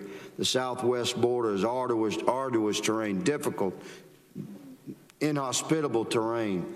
Those who choose to come here illegally do so at great risk to themselves, their families, and certainly their children if they bring them. Madam Secretary, please share with America how many rescues did Border Patrol successfully perform last year? Over 4,000, sir. Over 4,000 rescues. Madam Secretary, if you were given more funding and additional qualified agents, would you be able to better secure our border and more compassionately enforce the laws that you have sworn to uphold? Yes, sir. What's important to understand is, first of all, this is a national security concern to protect our borders. Secondly, Congress has directed DHS to take operational control of the border. I cannot do that with these laws and with these resources. Thank you, Madam. And it's our responsibility to change the laws where they need to be changed. I'm committed to work with my colleagues in a bipartisan manner, Mr. Chairman, to change the laws as necessary. It's the law enforcement professionals' job to uphold those laws, and they are doing so now. And I yield. Thank you very much. The gentleman from Louisiana complimented our men and women who are doing this job. For the record, Madam Secretary, how many vacancies do you have in CBP as of this hearing? I'm happy to get back to you. What I can tell you, the good news is last year was the first year that we were able to hire more than who left. So we're reversing the trend there. Give me a guesstimate. Sir, I don't want to guess under oath. I'm happy to get you the number. So if I said you had over 2,000 vacancies, what would you say? I would say I'd be happy to get you that. Respectfully, sir, I don't Does that sound about right? I will get you the number. 1,000. Sir, I'll get you the number. Please get me the number. Yes, sir. Chair recognizes the gentlelady from Illinois, Ms. Underwood. Thank you, Mr. Chairman. There are a lot of lawyers in this room, and I'm not a lawyer, I'm a nurse. Madam Secretary, I want to be very clear about what the family separation policy is doing to children's mental and physical health. And I want to know if DHS even considered their health when developing these policies. So I only have 5 minutes, so for these questions, I'm looking for a yes or no answer, if you could. When you officially began family separation in spring 2018, were you aware of research showing it causes trauma that can do both immediate and long-term damage to children's health? The information that I was aware of at the time was that the trauma is part of the journey to come up to the border illegally. Okay, so again, we're looking for yes or no answers, ma'am. That was what I do know within the context of the question. Okay, and were you aware that the trauma of family separation is connected to something called toxic stress? I'm not familiar with that term, no. Okay, were you aware that toxic stress can actually change a child's brain because it's still developing? I wasn't familiar with the term. Okay, were you aware that the effects of these traumas are cumulative, that they get worse the longer the trauma goes on? Yes, sorry. I'd like to clarify because we're missing a bigger point here, but yes, ma'am, I'm sorry. Respectfully, okay. Let me answer your questions. Were you aware that the traumatic effects don't go away even if a child is reunited with their family? I understand that they are, no. Okay. Were you aware that family separation can lead to behavioral changes and learning delays for children? Just to be clear, family separation includes the 60,000 UACs who were separated by their parents before they ever got to the border. I understand. My question is about the traumatic effects. So let me just say this, and maybe it will help you with your questions. Families need to be put together. Children should never be put in this situation. We need to fix the system so that they're not. Thank you. Were you aware that family separation can lead to behavioral changes and learning delays for children? Again, kids should be with their families. Okay, so I will take that as a no. Were you aware that it increases a child's risk of heart disease, diabetes, and cancer? I would ask all parents to go to ports of entry, not to separate their children and send them on the journey alone, and not to break U.S. law. Thank you. Were you aware that it increases a child's risk of anxiety, depression, and substance abuse? As a reminder, these are yes or no questions.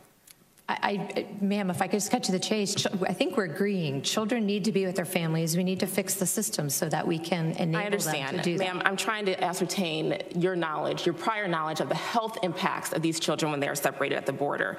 The American Psychological Association reports that family separation is on par with beating and torture in terms of its relationship to mental health. Were you aware of that research prior to instituting the policy of family separation? There is no policy of family separation. What we did was increase the number of parents that we referred for prosecution. That is what we have done for the last 3 administrations. Thank you. I'll take that as a no. Law. Let's go back even further to the El Paso pilot program for family separation that reportedly began in 2017. Yes or no, did DHS consult with any pediatric health experts before beginning the pilot? I was not at DHS at that time. I was there in July. I was not aware of the pilot at that time, and then I was working in a different department. Okay, so that would be no. No, ma'am, I just can't speak to it. I wasn't there. I can't speak to what I don't know. Thank you. Yes or no, did DHS collect or analyze any medical data from the pilot program to evaluate how family separation affects a child's physical and mental health? Yes, as I said, I have an advisory council looking at it right now who includes a well-known doctor who is looking at these issues. Can you provide a copy of that data and DHS's analysis to our committee? Of course. The report is not finished, but it's a FACA body, so everything is public. Great. Did you consult with any pediatric experts before the policy officially began in the spring of 2018?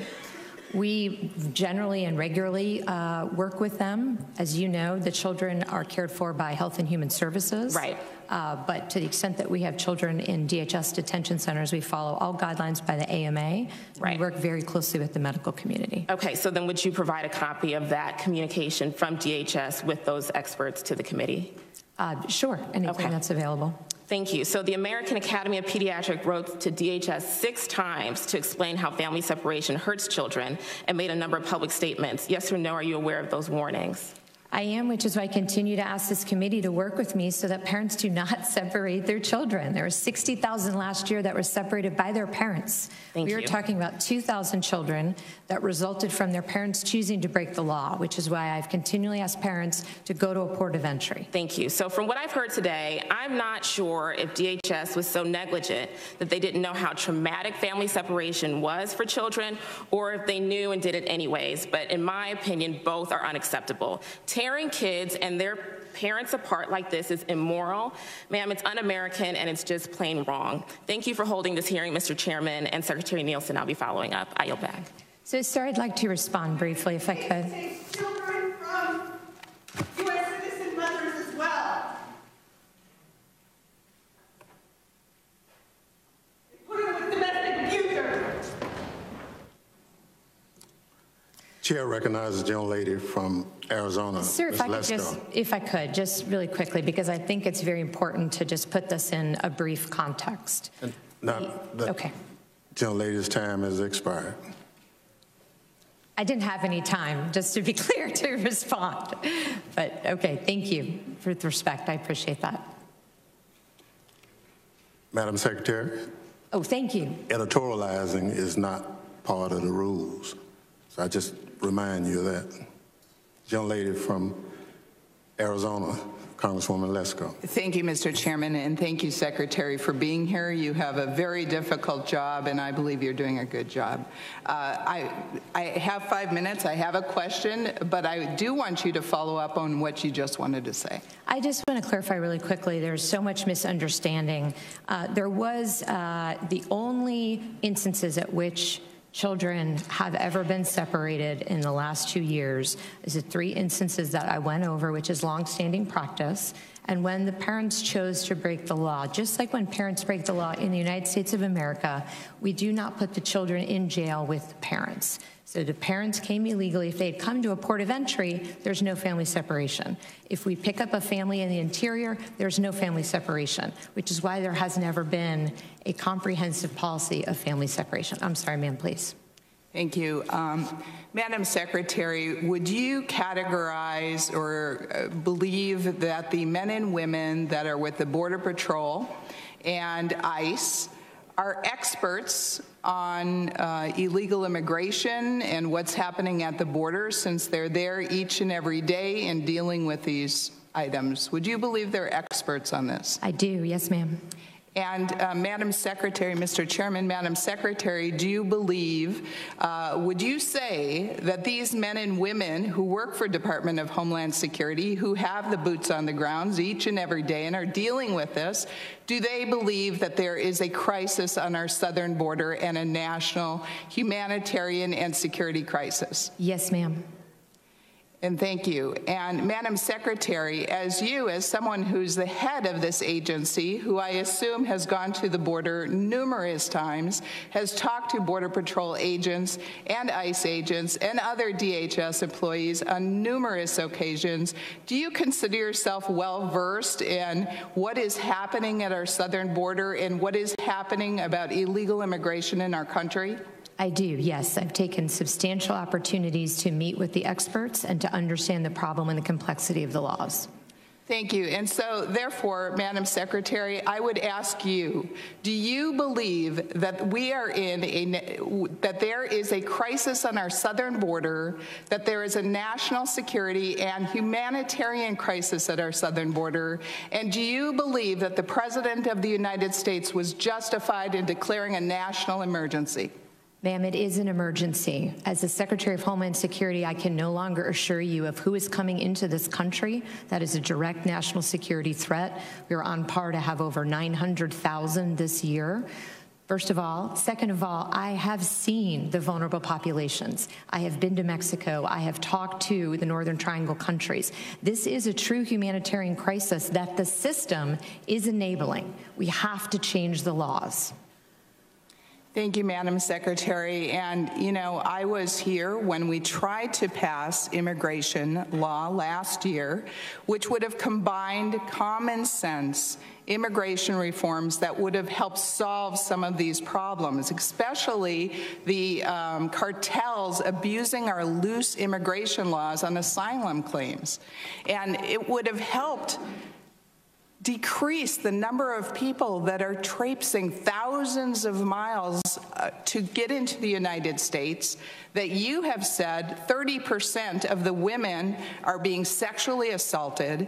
I believe you said the children, the girls at 10 years old have to be tested for pregnancy because of these sexual assaults that are going on. This is just, please, my colleagues, please, let's work in a bipartisan fashion. We were trying to be bipartisan last year when we tried to pass immigration reform combined with border security funding. Unfortunately, not one of my Democratic colleagues voted for that. The bill did not pass. Would we please stop being so partisan on this issue and against President Trump? And please, let's try to solve this problem for the sake of our entire nation. Thank you. I yield back. Thank you very much. To the gentlelady from Arizona, there's no question about bipartisan, but if it's just one side, you know, Democrats do have opinions, and when our opinions are not valued, then we vote against it. A genuine bipartisan effort in this area and other areas would be more than appreciated. Madam Secretary, according to your records, at the end of FY18, there were 3,740 vacancies in CBP. There was 1,815 vacancies in Border Patrol.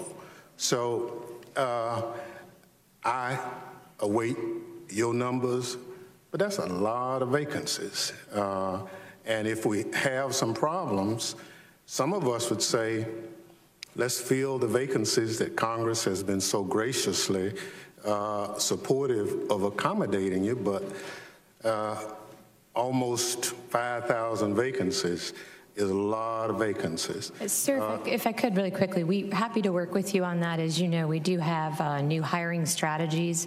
I will just note that it's a very difficult environment right now. It's a very dangerous job. We have an increase of 40% in assaults on Border Patrol. We are working to hire. We're doing more fairs, more ways. Happy to work with you on that. We agree on the need for Madam Secretary, additional. I look forward to working with you. If you bring it to our attention that it's a problem, we'll work with you. But to my knowledge, it has not been brought to my attention as chair, nor has we ever had a hearing talking about the problems with filling vacancies within that department. If there's an issue to go with it, we'd be more than happy to work with you. Chair now recognizes the gentlelady from Michigan, Congresswoman Slotkin. Thank you, Mr. Chairman. Thank you, Secretary Nielsen, for coming before us. I represent Michigan, so the northern border. I know we're talking a lot about the southern border. Let's remember that we have significant border locations to our north, and they shouldn't be ignored. I'm also a former CIA officer and DOD official, so I'm a big believer in border security and have spent my life preventing homeland attacks. But I also believe we have to be a country of morals and values. And the separation of children, it didn't matter who you were, where you got your news. The vision of a small child in a cage, separated and crying, I think just hits everyone's heart, and we cannot be a country that perpetuates that.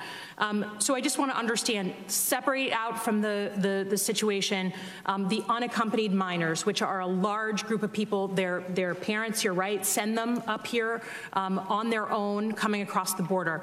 Leave that aside, because that was a big problem under the Obama administration, many administrations before.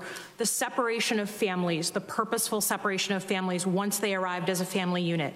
Did you initiate the separation of families for the express purpose of deterring families from coming to the United States? No, I did not. Again, the whole purpose of that was to increase consequences for those who choose to break the law. That's a bedrock of our criminal, as you know, the way that our criminal system works. If there's no consequences, we do not see the instances of the crime decreasing.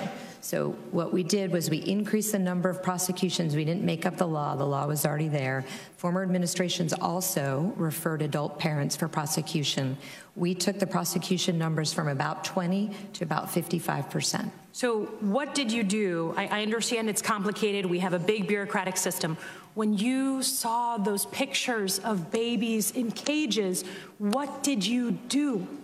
What did you do to just scream bloody murder up the chain to the president, to say, I cannot represent an agency that is forcing its border patrol to do this?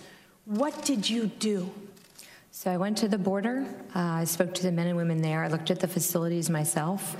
I talked to HHS to understand and visited their facilities as well to understand the care that they provide to the children once they're in their custody. And then I spent a tremendous amount of time working with the Northern Triangle in Mexico to stop the phenomena closer to the source, to help stabilize those areas so that the children and families are not traveling here. Okay. It just feels like it potentially wasn't enough if we're still dealing with these separations. But just to be clear, we're not. We do not refer parents currently for prosecution, even when they break the law, by entering our country between ports of entry. So switching gears to the northern border. So I'm also very concerned. Our border agents do amazing things every day. We have a much higher volume of traffic of trade coming through our northern border than through our southern border. And I'm concerned about the vacancies. Have any border personnel from the northern border been moved and detailed to the southern border to fill staffing gaps? And can you give me a couple of details on that, if so?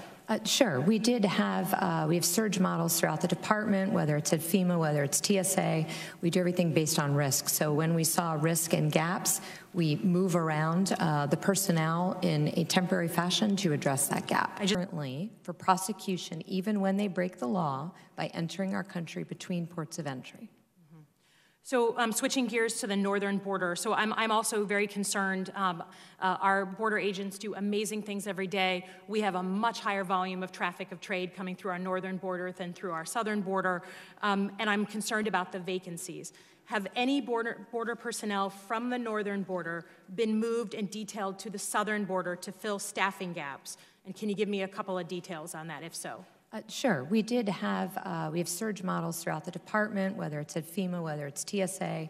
We do everything based on risk. So when we saw risk and gaps, we move around the personnel in a temporary fashion to address that gap. I just feel like the attention has all been focused on the southern border, when in reality, the volume of trade and then also the people watch listed, the volume is much higher coming through the northern border. I think you made some misleading statements, and I think it's important to be very, very specific when we're talking about a terrorist threat or watch-listed individuals. Some misleading information about the number of watch-listed individuals coming through our southern border. Can you state for the record, are more watch-listed individuals coming through our northern border or our southern border? So I don't remember actually answering that question. I think the question was about 10 known or suspected terrorists that we stop a day. On the southern border, what I was saying is there's about 3,000 special interest aliens that we've stopped at that border. Compared to the northern border, again, as you know, the number of terrorists actually crossing the border is classified. Happy to do that in a different setting. Okay, I'll look forward to doing that, and I yield the rest of my time to Congresswoman Rice. I would just say really quickly, we do take the northern border seriously. I just met with your colleagues on the Senate side for Michigan. We have the border strategy implementation plan coming out soon. We do have a northern border strategy, which you know focuses on security, critical infrastructure, and all of the interdependencies between. So happy to come talk to you more about that. Thank you for not forgetting about us. I appreciate that. Gentlelady from New York. Thank you, Mr. Chairman, and thank you, Ms. Slotkin. I think it's really important, continuing what Congresswoman Slotkin was talking about making the record very clear and not allowing any misleading statements. It was a policy announced by the Attorney General of this country that families were going to be separated. That was a policy. He did not say we're going to start enforcing a law. It was a policy by this administration that only ended when there were pictures of little kids in cages that had been ripped away from their parents. So I think it's really important, Madam Secretary, that you talk about it and you use the right language. This was not the law, okay? This was a policy that the Attorney General of this country announced was a new policy that they were going to rip kids away from their parents. So I think it's very important that the record reflect that, and I thank my colleague, Ms. Hawken, and I yield back. Okay, so respectfully, sir, I would like to respond to that because that's... Well, let me just say, do it in writing so we won't have the confusion. I would like to respond quickly because well, I can tell you... No, gentlelady, we've been back and forth. We have, but it's appropriate for me to clarify for the record because I think you're trying to get to the truth. I think that's what you were too. So I just want to just quickly say that the AG memo that was issued directed all U.S. attorney offices along the southwest border to prosecute all adults who were referred for prosecution. That's what it did. That's a policy. But that is a policy. It's not as you described it. Madam Secretary, that is a policy. When you knew that that policy was going to result in children having to be taken away from their parents. That's a policy. You should admit it. The consequence of any adult going to jail in this country is they're separated from their child. That wasn't the point of it. The point was to increase prosecutions for those breaking the law and not exempt any class of aliens. Okay. That's Madam what Secretary, the AG it was very clear what the Attorney General meant. Well, we'll follow up with a letter. For the record, Madam Secretary, are we still using cages for children? Sir, we don't use cages for children. In the border facilities that you've been to, they were not made to detain children. As the children are processed through, they are in subparts of those facilities. Madam Secretary? Yes, I'm being as clear as I can, sir. Respectfully, I'm trying to answer your question. Yes or no, are we still putting children in cages? To my knowledge, CBP never purposely put a child in a cage if you mean a cage like this. Purposely or whatever, are we putting children in cages as of today? Children are processed at the border facility stations that you've been at. Some of the And I've seen the cages. I just want you to admit that the cages exist. Sir, they're not cages. What are they? Areas of the border facility that are carved out for the safety and protection of those who remain there while they're being processed. If we have two gangs, we separate them into separate areas of that facility. If we have a father and daughter, we separate that from another son. We're not going to go through the semantics. Now, I saw the cyclone fences that were made as cages, and you did too. All you have to do is admit it. If it's a bad policy, then change it. But don't mislead the committee. Do not mislead the committee. Chair recognizes the gentleman from Tennessee, Mr. Green. Thank you, Mr. Chairman and Ranking Member and Secretary. Thank you for the hard work that you do, leading probably one of the most diverse departments in all of our government. As an emergency medicine physician, I trained in my emergency medicine residency down in Texas, did some rotations in Austin, Texas. I have pronounced opiate overdoses.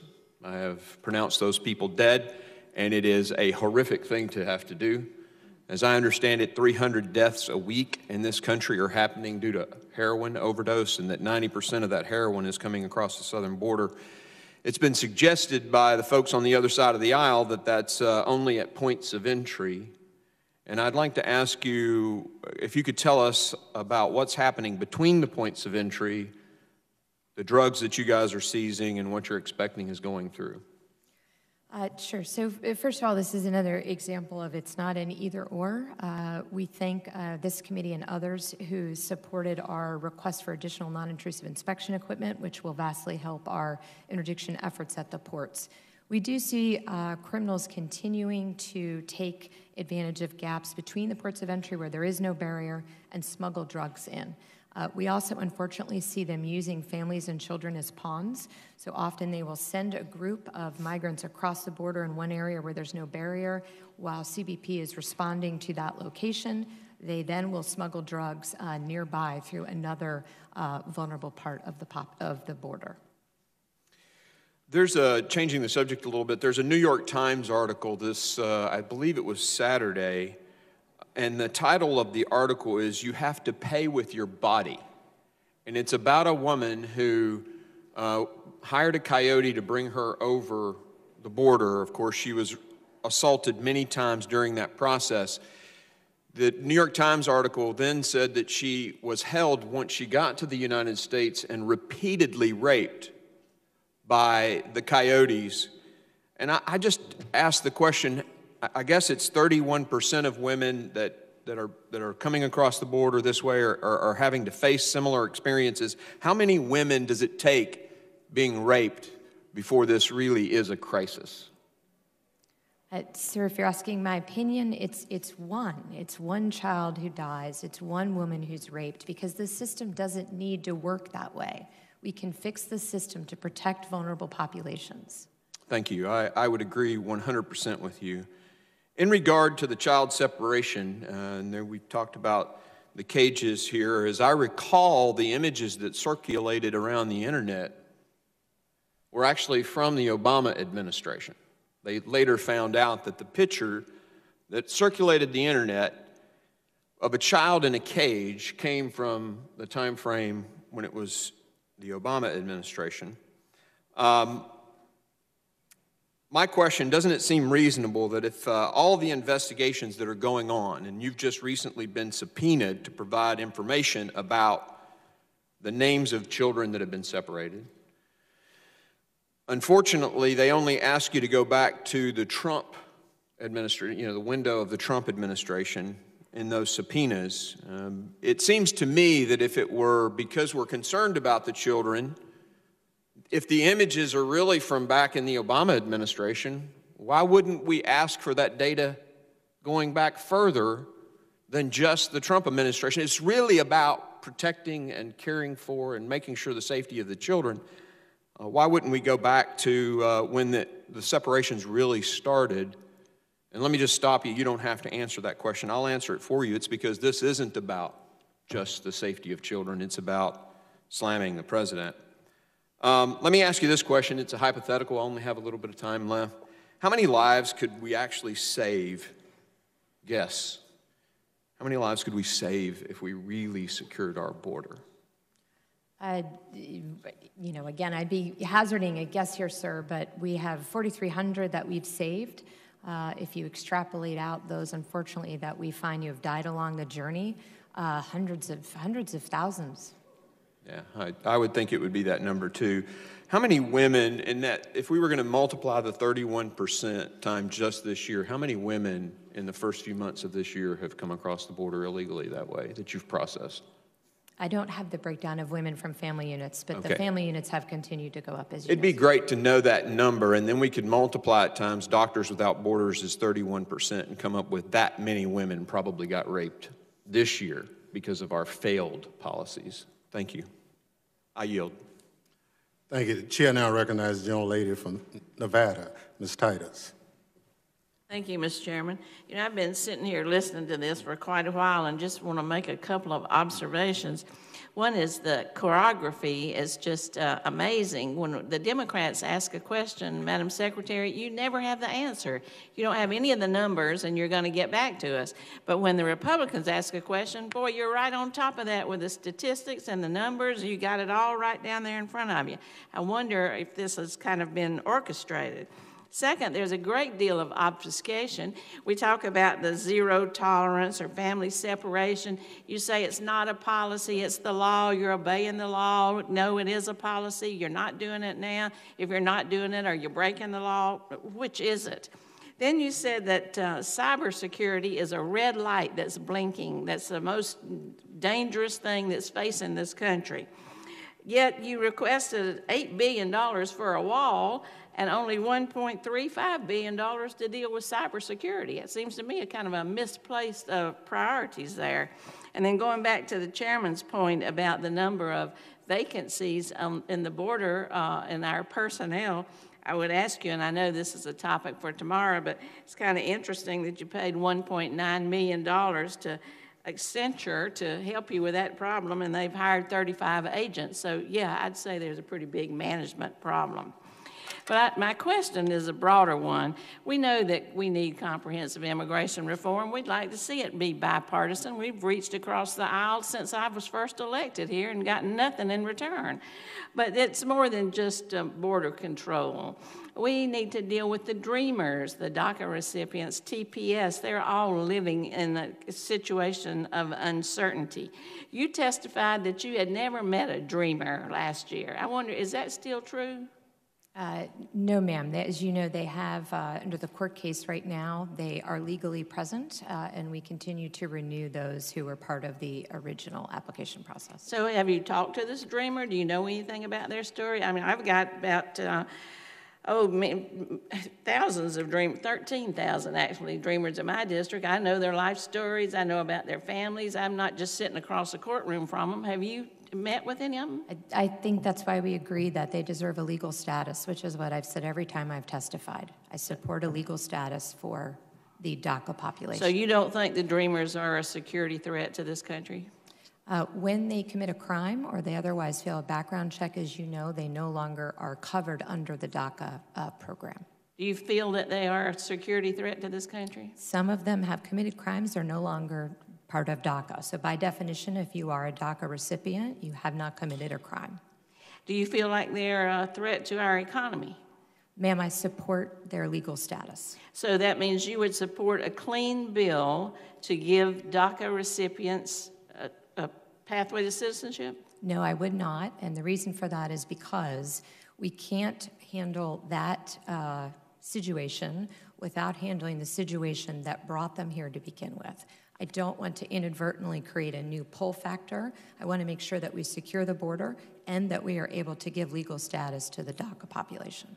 So you don't think they're a security threat, you don't think they're an economic threat, but you wouldn't support any kind of pathway to citizenship? I won't support things that will continue the crisis that we have at the border by serving as a pull factor alone. No, ma'am. Well, what about the people who are TPS, who are here now? They're not being pulled here. They live here now. They've been here 20 years. You have many families that are mixed status. Do you see them as a security threat or an economic threat? Would you support some kind of protection for them as a pathway to citizenship? Yes, ma'am. And in the letter to Senator Shelby from the White House during the appropriations negotiations, the administration also supports that. And if we brought a clean bill to give TPS pathway to citizenship, you and the administration and your colleagues across the aisle would support that? Because there is a bill that's on the table right now. Promise bill, I believe, is the acronym for it. Ma'am, as the Secretary of Homeland Security, I can't support something that will every time we have done a program that provides additional paths to citizenship for those who are illegally present, it does serve as a pull factor. So TPS is not illegally present. Their status, we have a court case, as you know, but the program itself was temporary.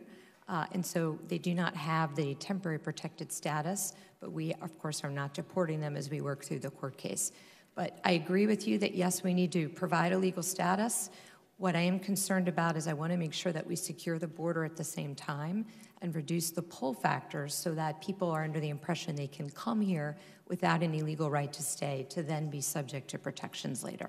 In your opening statement, you said you want to encourage and support legal immigration. It's the illegal immigration you're worried about. Is not TPS and are not the Dreamers, are not they under the category of legal immigration?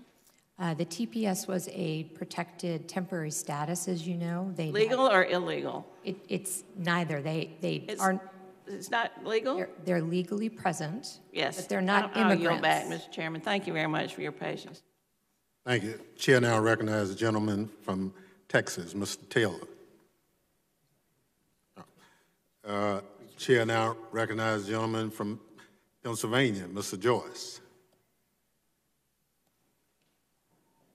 Thank you, Mr. Chairman, for yielding. Okay. I would like to thank you, Secretary Nielsen, for appearing before this committee to speak on the vital issue of border security, particularly on the southern border. The consistent inability of Congress to comprehensively address this matter has left you and the President with the inability to take the actions that are necessary to provide what we need for protection.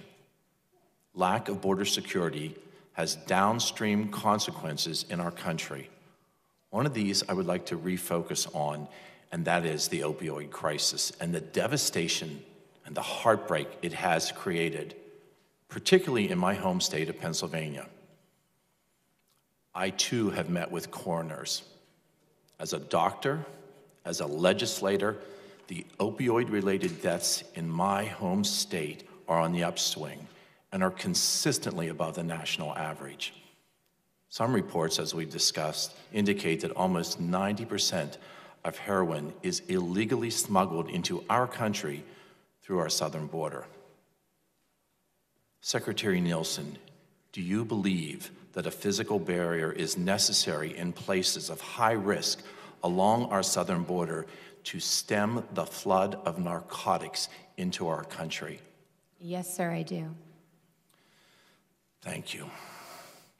As a doctor, as a legislator, facing this incredible opioid crisis, watching families separated, watching children and young adults die, do you and other experts believe that the construction of additional barriers and walls will help combat the opioid flow into our country? Absolutely. Thank you. I yield back my time. Thank you. Chair now recognizes the gentlelady from New Jersey, Ms. Watson Coleman. It's gone. In a bipartisan fashion. Thank you very much, Mr. Chairman. Thank you, Madam Secretary, for being here. I've got a whole bunch of questions that I'm going to ask that where you can, you just tell me yes or no. Question. What is a chain link fence enclosed into a chamber on a concrete floor represent to you? Is that a cage? It's a detention space, ma'am, that you know has existed for decades. Does it differ from the cages you put your dogs in when you let them stay outside? Is it different? Yes. In what sense? It's larger. It has facilities. It provides room to sit, to stand, to lay down. So did my dog's cage. Are the jails different than the cages that you have allowed the children to be put in? I'm sorry, which jails? Are the jails that you put their parents in, or the adults that come here with children that you say are coming here illegally? The detention centers, most of them, no ma'am. They have a border around the outside, but they essentially sleep in dorm-like conditions. So they live in better conditions than the children? No ma'am. I just want to be very clear on this. As migrants are processed through the Border Patrol station, which were not built, again, for vulnerable populations, they're there for up to 72 hours. I just want to know, if the children are in cages, what do you consider the detention facilities to be? Because I'm suspecting that you're putting children in places that seem to be less livable than these adults. I have a number of questions. I want to start by discussing Marie Juarez, a toddler who died in my home state of New Jersey after being detained by DHS. After fleeing violence in Guatemala, she and her mother were detained by CBP and held in ICE custody at a private facility in Texas. Within a week, Marie began to exhibit upper respiratory symptoms, including congestion, a cough, and a severe fever of 104 degrees. Marie and her mother were released after 3 weeks in custody and cleared for travel to New Jersey by personnel in Texas who did not have the requisite credentials doctors to provide medical clearance. After arriving, her mother took Marie to an emergency room almost immediately. She remained hospitalized for the rest of her life, 6 weeks, dying on Mother's Day last year. Outside doctors made it clear that Marie did not receive the medical care she deserved while in custody of DHS. Secretary, after learning of Marie's death, did you immediately take any action to improve access to the quality of health care at DHS facilities, yes or no? Yes, we continue to do all we can to improve within our resources. Is there an outside investigation every time someone dies in DHS custody so that we can understand what happened? OPR investigates everyone under either in addition to or under direction of the IG. On a different topic, As we all should know, border security isn't just about the southern border, and this has been raised a couple of times. So I want to ask about a concerning program I recently learned about, where TSA is working with the Saudi government to create a Saudi Arabian Federal Air Marshal program that would have Saudi government agents fly armed on flights to the United States. The Saudis are actually paying the salaries of several full-time TSA employees working on this program. As a section of the 9/11 Commission report stated, while in the United States, some of the 9/11 hijackers were in contact with and received support or assistance from individuals who may be connected with the Saudi government. Madam Secretary, is this really happening, number one, and will you commit to provide this committee any and all documentation of this program, including training materials being shared with the Saudis and who is being trained? We're happy to provide you materials, ma'am, and come brief you. I'm happy to have the TSA administrator come brief you. All right, and how long would I have to wait to get this information? That I can't answer, but what I can do is get you an answer today as to when we could be able to provide that to you. Thank you. I don't know if I asked this. I was talking so fast. Do you continue to separate parents from children as you're coming across the border? In 3 instances, when the child is at risk, if the adult accompanying them is not a parent or a guardian. In the 3rd instance is when the parent needs to go to a custodial environment. So are any of these coming at the port of entry, seeking asylum? Some of them might be claiming asylum, yes, ma'am. Okay, thank you very much. I yield back.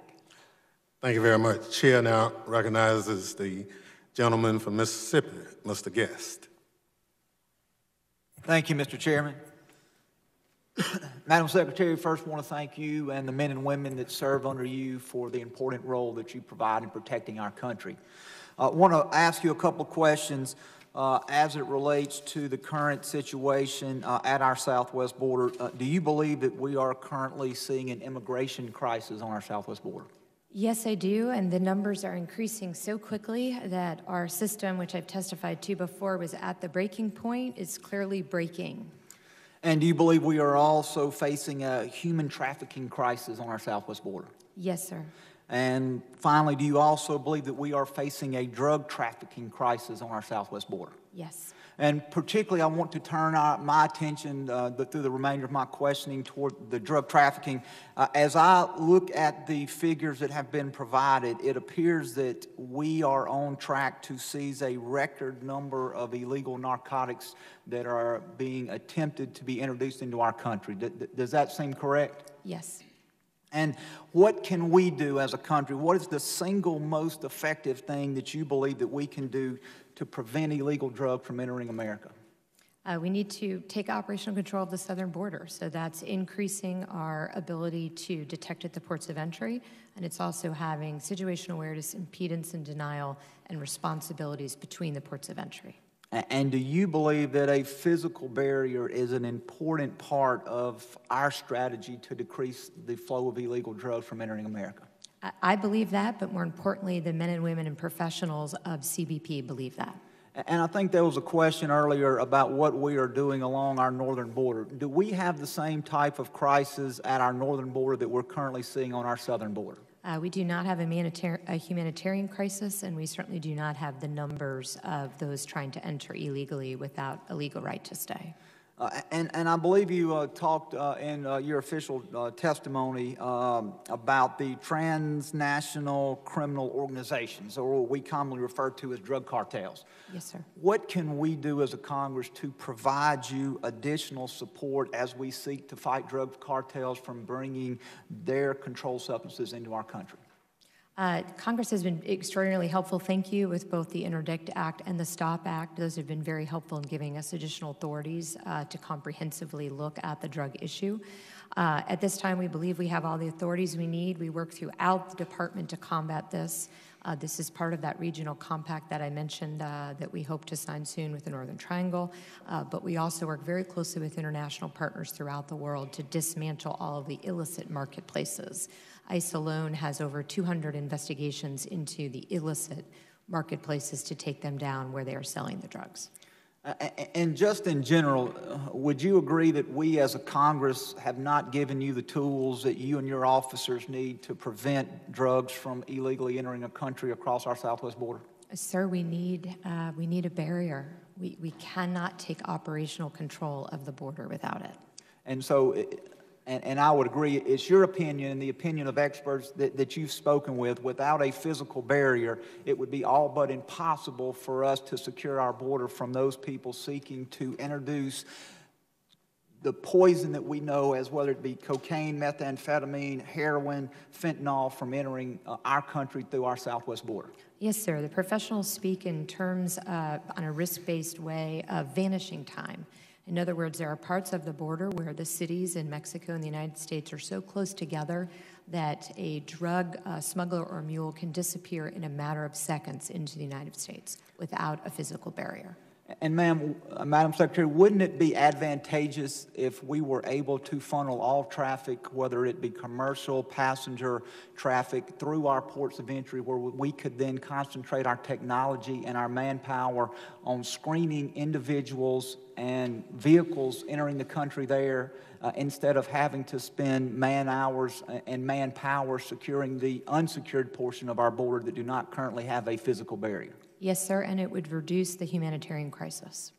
And one final question, Madam Secretary. Some members of Congress have advocated abolishing ICE, the Immigration Customs Enforcement, which is an agency that is under your control. And my question is, would this make our community safer, or would the American public be placed at greater risk if we as a Congress took the unprecedented move to abolish this needed law enforcement agency? I can say with absolutely certainty that the United States would be unsafer, sir. Part of their mission is anti-trafficking. They do counter child exploitation. They do counter weapons of mass destruction, proliferation. They also help with antiquities and returning illicit goods, because they also have customs enforcement. But they are a top-notch investigative unit of the United States government. They are mimicked as a best practice throughout the world.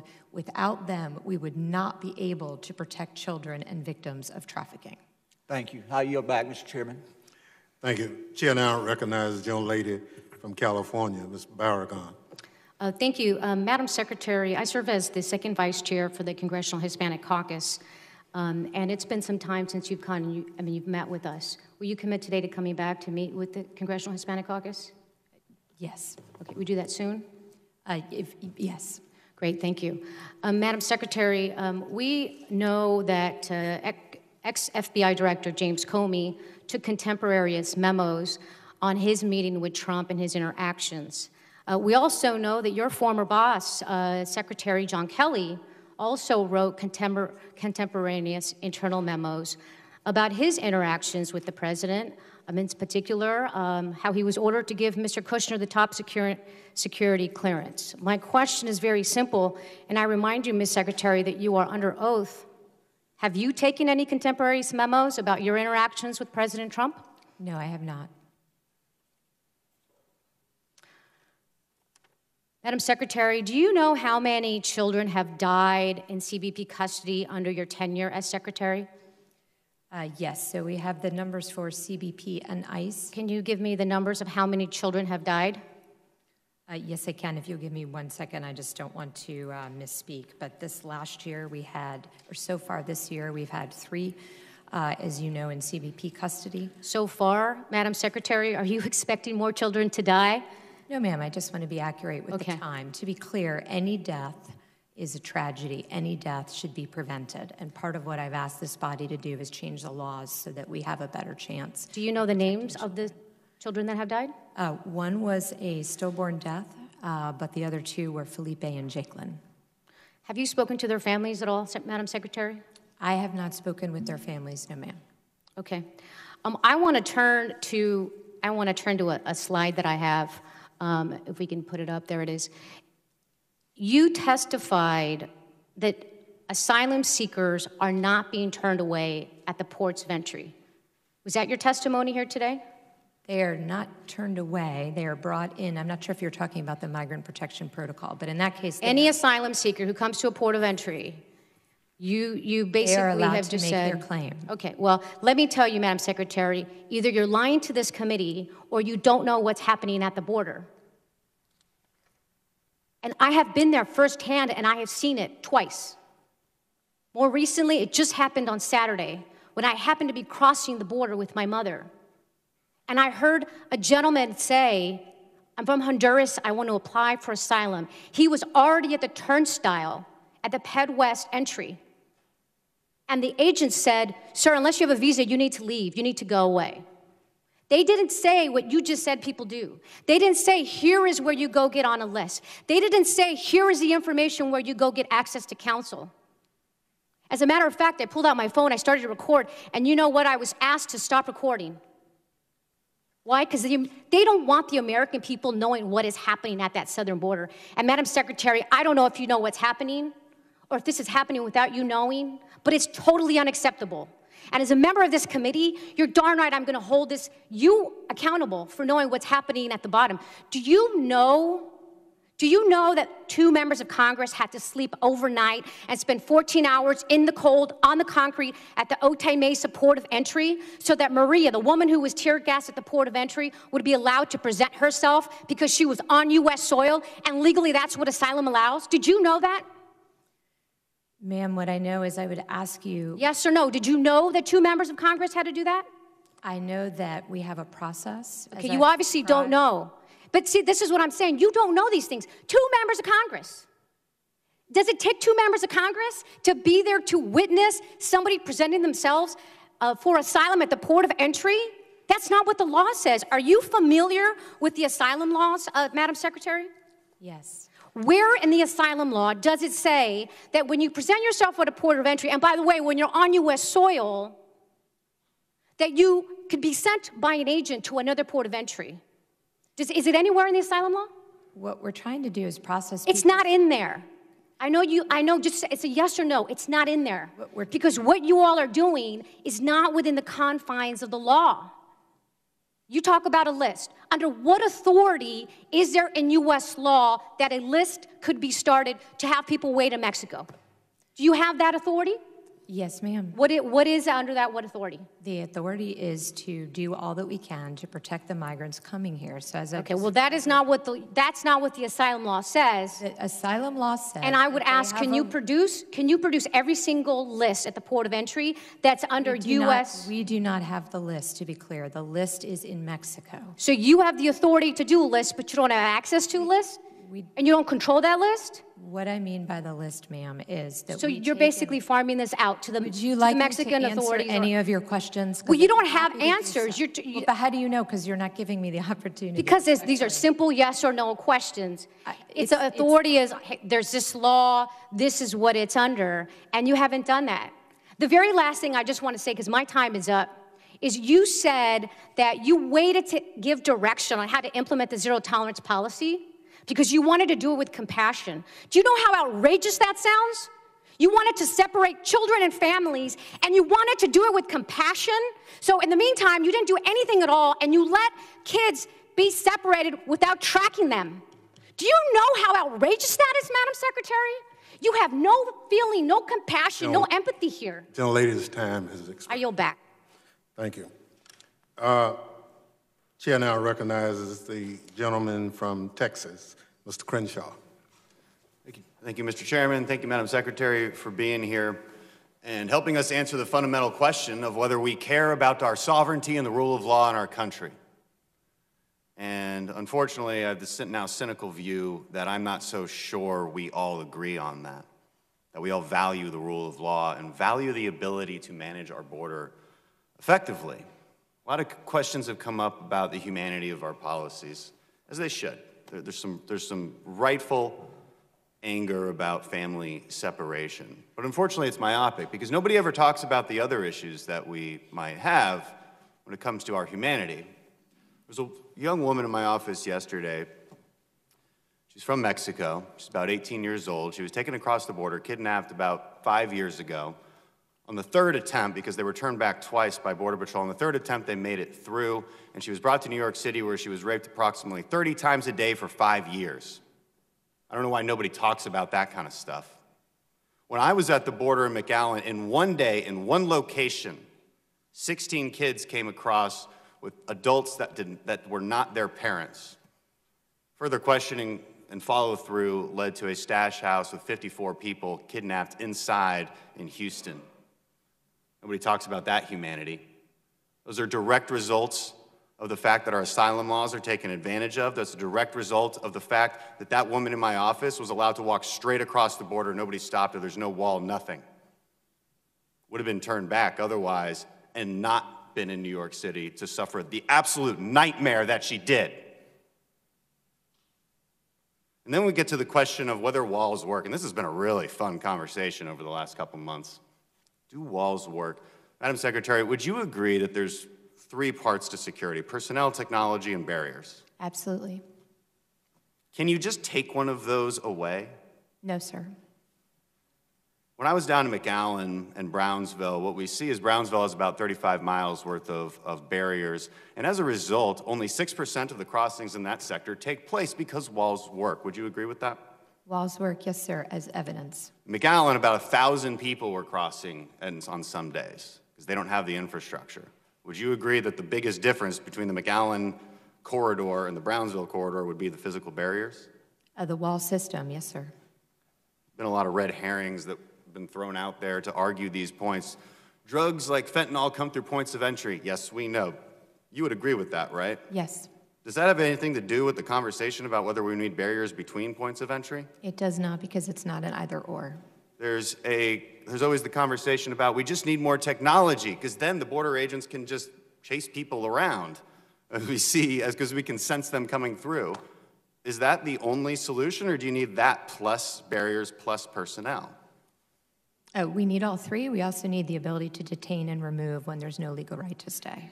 There's a point often made that the border crossings are the lowest in years. We had about 400,000 last year, although that's quickly on the rise, as you've noted, 76,000 just this last month.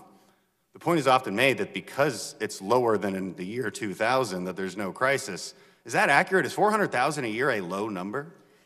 Sir, it's not, but again, if I could, respectfully, it's because of the flow. It's because these are families. It's because these are children. That is why it's a crisis. It's a terrible, horrific journey that they undertake.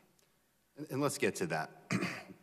As these arguments are made against points that, frankly, we're not even making, you mentioned the children and why that's the nexus of this crisis. Why does that happen? Is it because of our asylum laws? Is it because of the fact that if you bring a child across the border, well, and I think as you mentioned this before, if you bring a child with you, it's your ticket into the United States. All you have to do is claim asylum. Would you agree that our asylum process is completely taken advantage of? Yes, sir.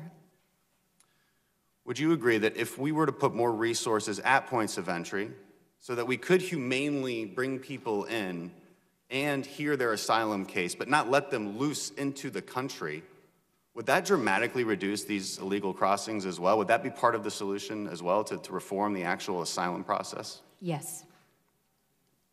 Are there any other issues in the last 20 seconds I have that you want to mention or follow up on? I appreciate that. I would just say that my heart breaks for the system that we have. It does not allow us to help vulnerable populations as soon in their journey as we need to help them. There is nothing humane about a system that contemplates what we see today, that contemplates 60,000 children coming across the border unaccompanied, that contemplates the rape and abuse, the trafficking, the child exploitation, the 70,000 Americans who died last year from drugs.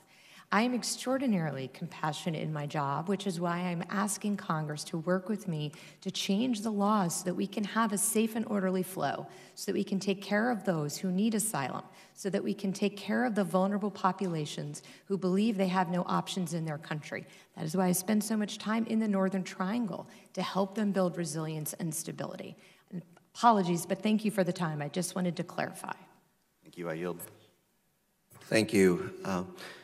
Ms. Nielsen, before I move to Mr. Rhodes, just very quickly, any thoughts on a matrix to measure the efficiency of all these taxpayer-invested dollars? Does a wall work? How efficient is that versus You know, investing, for example, in a fusion center in the Northern Triangle. Any thoughts? Are we putting one together, these matrix, and how these investments work? Yes, sir. A lot of that is covered in the Border Security Improvement Plan, but we're happy to come brief you in detail on anything you'd like us to cover. Love to have a Sure. detailed deep dive on these matrices on the efficiency. Now, Mr. Rose, if I can, please. Thank you, Chairman. Madam Secretary, it's good to see you again. And, you know, I want to start off, first of all, I don't doubt your love of this country, and I understand that you're serving it. That's not what this is about. But what this is about here is solving problems and saving lives and upholding our values. My district, Staten Island and South Brooklyn, has lost an ungodly number of people to the opioid epidemic. My district has lost an ungodly number of people to terrorist attacks. So as we look at the facts, I want to make sure that we're operating on the same plane here. First of all, is it true that your data, your own department's data, shows that the vast majority of drugs coming through the border, heroin, methamphetamine, fentanyl, are found at ports of entry? Where we can detect it, yes, sir. In most cases, it's over 80%. Right, but I just want to clarify, we don't know what's coming between Well, ports of entry. that's what I want to get into next. Okay. So now you could easily say in response to that, that's true, but that's just what we're measuring. Do you have any sense then of across the entire border, across the entire country, hypothetically, theoretically, based off your simulations, what percentage of our drugs is coming in from ports of entry or any other sources? What is the breakdown? The breakdown, and I'm happy to show you the modeling. We'd love to come in and chat more. What I can tell you is the instances of interdiction of illicit drugs has gone up across the board. So it's gone up at the ports of entry thanks to new technology, but it's also unfortunately gone up between ports of entry. When you try to compare the two, the majority of the drugs continues to come through the ports of entry, but we're seeing the amount increase between the ports of entry. So the vast majority are still coming in through the ports of entry based off these models? Yes, and thank you for the NII equipment. Yep. So then what my question is what are your priorities based off that model? Mm-hmm. And please, for the respect of all of our intelligence, because I'm doing my best to respect yours and your service, what are your priorities based off that model to address fentanyl streaming into our country and killing our kids? So what we do, we look at it from a risk-based perspective, today's threats, but we also have to anticipate where the flows go tomorrow, which is why between the ports is concerning. But as you know, we also look at the mail, so we've used the authorities that we have to work to identify the fentanyl coming from China. We're working with China on, they've agreed to make illegal some of the precursors to fentanyl, so we're working there. We have border enforcement security teams throughout the nation where we work with state and locals on investigations to really get at the cartels and the trafficking within the country. And then we work at the source through the National Targeting Center with our international partners to ensure as much as we can that what's... But what I did ask, and again, I'm trying not to be adversarial here, is in terms of based off this model and the fact that you're dealing with limited, not zero-sum amount of funds, your priorities, my understanding, are mail, ports of entry. I did not hear you say, though, that my priority to prevent the children in Staten Island and throughout this country from dying from overdoses is the border wall. So I want to understand here, because that's what we've declared a state of emergency around. Yeah, well, that's what we declared it around. So I want to understand how many less children will be dying because of this border wall. And I do not understand the math or the science or the planning behind this. That's my issue. I do not understand how this leads to any positive effect on the opioid epidemic, to any positive effect in terms of our efforts at counterterrorism. What models are this based off of? We're happy to come share with you in detail, sir, but in general, the impedance and denial prevents that smuggling through that part of the border where we have physical barrier. So the criminal then has a choice. They can try to smuggle it through the ports of entry where we're also increasing technology, or they go and find another part of the border that is unsecured. So you think that our current stance with this additional investment at ports of entry is satisfactory at this point? No, sir. I think it helps us at the ports of entry, but what we see is the increase of interdiction of drugs between ports of entry. How much more money do you need at our ports of entry?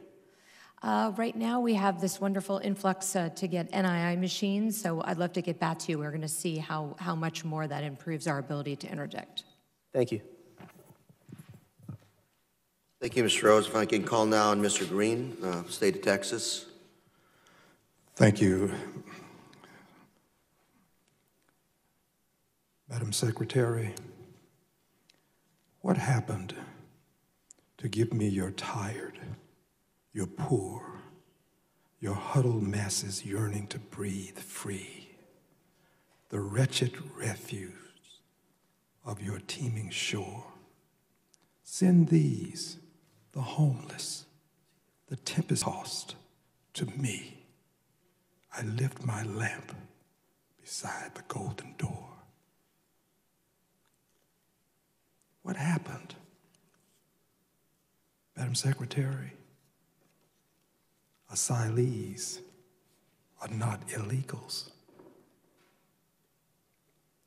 Madam Secretary, do you know the number of people who came through Ellis Island? No, sir, not. I do. 12 million. Do you know where they came from? All over the world. I do. Germany, Ireland, Britain, Scandinavian countries, Southern and Eastern Europe. They were not illegals. There was no flotilla in New York Harbor to prevent them from coming to Ellis Island. There was no family separation at Ellis Island. Past administrations have, when asylees were trying to get to this country, found ways to accommodate asylees. They didn't build walls. When the Cubans were fleeing Castro, we created wet foot, dry foot. 1 foot on dry land, and you could walk on in to a pathway to citizenship. Madam Secretary, do you know who Scarface is? I'm sorry. I'll tell you. Al Capone, the son of Italian immigrants. Not all of those people who came through Ellis Island were saints. Scarface was a bootlegger, dealt in prostitution, gambling, one of the greatest criminals this country's ever suffered, the son of immigrants. It's unfortunate. I would never want a Scarface in our country. I don't want MS-13 in our country. But I also don't want to see a wall as a solution to a humanitarian crisis. Madam Secretary, these Border Patrol agents are also victims. The children, but the agents are victims too, because they are required to enforce a corrupt policy, a policy that separates babies from their mothers, places them in cages. I was at the border. I saw those babies locked up on top of each other. We would not treat animals. The Humane Society wouldn't allow it, the way those babies were treated. Madam Secretary, they are victims. You have all of these vacancies in part because a good many people don't want to be a part of that kind of circumstance. They're victims too. The children are victims, and the people who are forced to do what they are doing to these babies are victims too. Madam Secretary, here is the problem. we have surpassed our color quota. There are those who believe that we already have too many people of color in this country. And these, one of whom happens to be the President of the United States of America, would institute policies that will prevent people of color from coming to this country. White babies would not. You're tired, you're poor. Huddled masses yearning to breathe free. Except we now have our quota of people of color. I'll yield back the balance of my time. Sir, if I could just respond to a couple things. Mr. Chairman, if she responds, I'd like to have the opportunity to respond to her response. Well, gentleman made statements. He really didn't ask any questions. So in interest of time, we're going to go to gentleman from Kansas City, Mr. Cleveland. Thanks, Mr. Chairman. Thank you, Madam Secretary, for being here today. I'm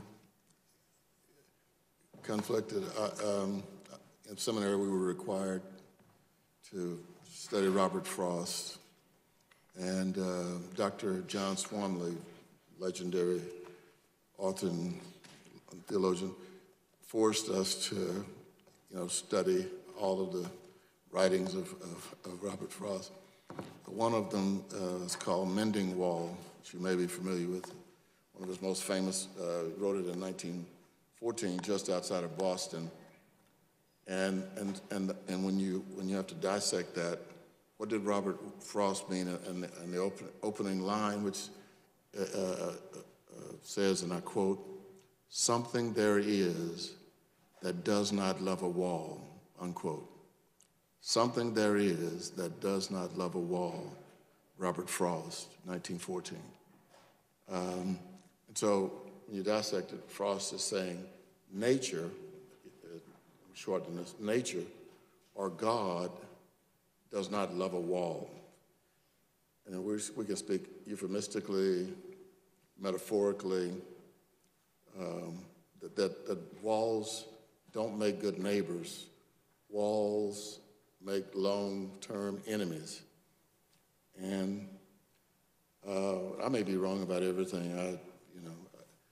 I've studied seminary through college, and then 3.5 years in seminary. And so we studied this whole issue. If you look at the Great Wall of China, you have any idea how many times China has been invaded since they built the wall? No, sir. You wouldn't know that. It's not most historians would say a lot, because there's we can't even figure out, historians can't figure out how many times they've been invaded. Started building on it in 200 BC, primarily to keep the Huns out, the aliens, I guess we call them today. And as you know, that didn't help. Went all the way through the Ming Dynasty. What I'm trying to come to the conclusion of my question is do you see anything wrong with the United States of America, the most powerful nation that God has allowed to exist, building a wall? Sir, the idea in part of the wall is actually to ensure a safe and orderly flow, which actually protects those traveling.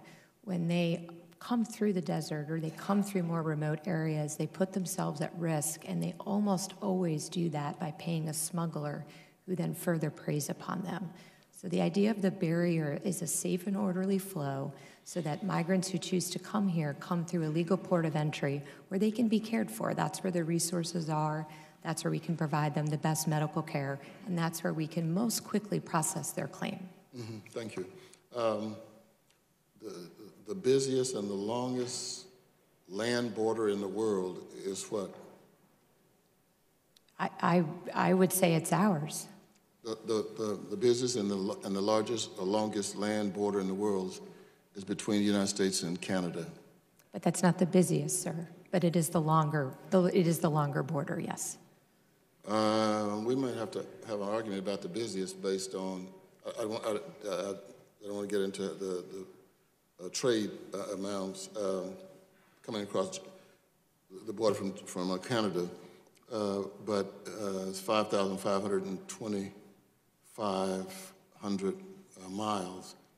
And we have a lot of illegal people coming across the border, particularly between Vermont and Quebec. And the going fee is about $4,000 to bring people across the border. And it just, and the numbers coming across, I'm sure you know this, are increasing. And so, my final question, I have 12 seconds. Would you be okay with building a wall to separate the United States and Canada?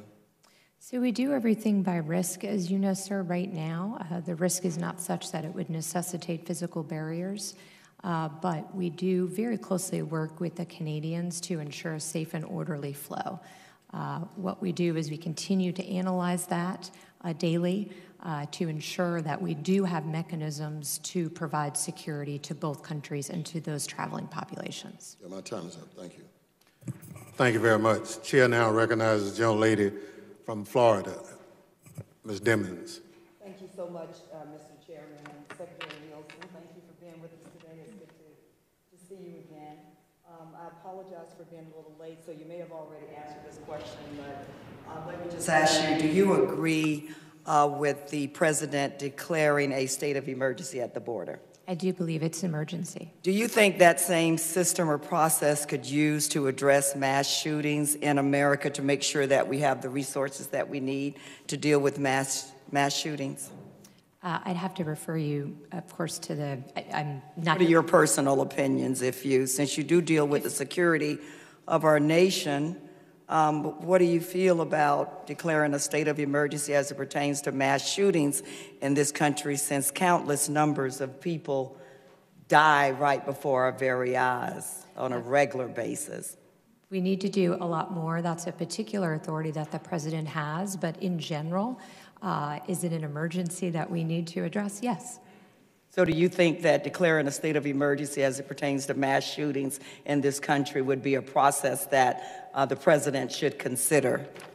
Again, I can't speak to his particular authority there, but what I can say is what we're doing at DHS. Happy to tell you now or later.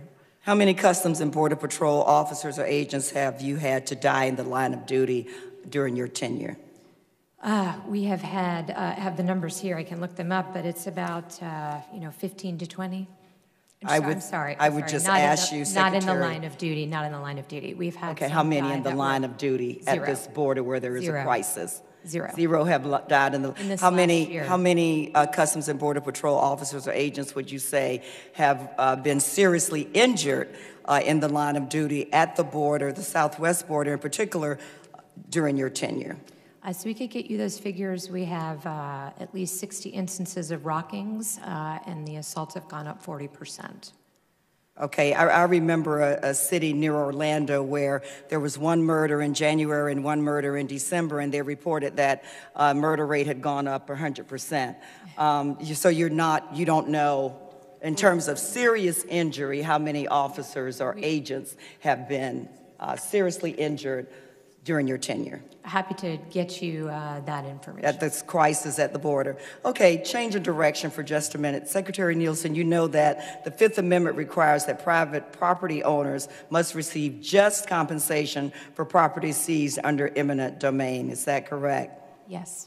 Okay, in some cases, the federal government can assume ownership of private property before compensation has been adjudicated and before a landowner has received payment for their land. Now, we can certainly debate whether seizing of land from private property owners is the right thing to do or not, We know that some property owners in Texas whose land may be seized, they had deeds predating statehood in Texas, but I would like to focus on just compensation. Determining just compensation seems to be a challenge for the department. There have been reports about the discrepancies between those who are represented by, have legal representation versus those who don't, and what the department feels the land value is versus other sources. How does the federal government determine just compensation for land seized at the southwest border?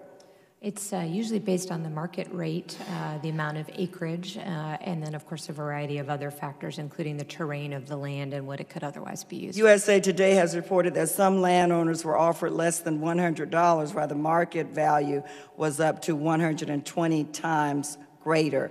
And you said that they use fair market value to determine that? The general market value, yes. Okay, so do you have any explanation at all for the discrepancies? I'm happy to look further into it and come and talk to you about it. What federal resources exist to help landowners who are at the mercy of the federal government negotiate just compensation for their land? To my knowledge, the United States does not have the ability to pay for counsel for them, but of course it usually takes 12 to 16 months for this process to complete, and so during that time we work very closely both with the area, the courts if they're involved, and the landowner. Looking at the area and the border where the president seems determined to build a wall, regardless of the necessity to do that, how many landowners would be affected? I don't have a particular number, ma'am. As you know, and as you described, some of the parcels, it's very difficult to determine who owns them. We have actually people looking through microfiche to ensure that we do our very best to identify owners of particular parcels of land. Secretary Nielsen, I am out of time, but we certainly have a lot more to discuss in this issue. I'll yield back. Thank you, and thank you, Mr. Chairman. Thank you very much. I thank the witness for her testimony and the members for their questions. I ask unanimous consent to enter statements into the record from organizations regarding asylum seekers, families, and children in DHS's custody and other border security issues. Without objection, the members of the committee may have additional questions for the witness, and we ask that you respond expeditiously in writing to those questions. Pursuant to the committee rules 7D, the hearing record will be held open for 10 days. Hearing no further business, the committee stands adjourned. See you, ma'am. All right.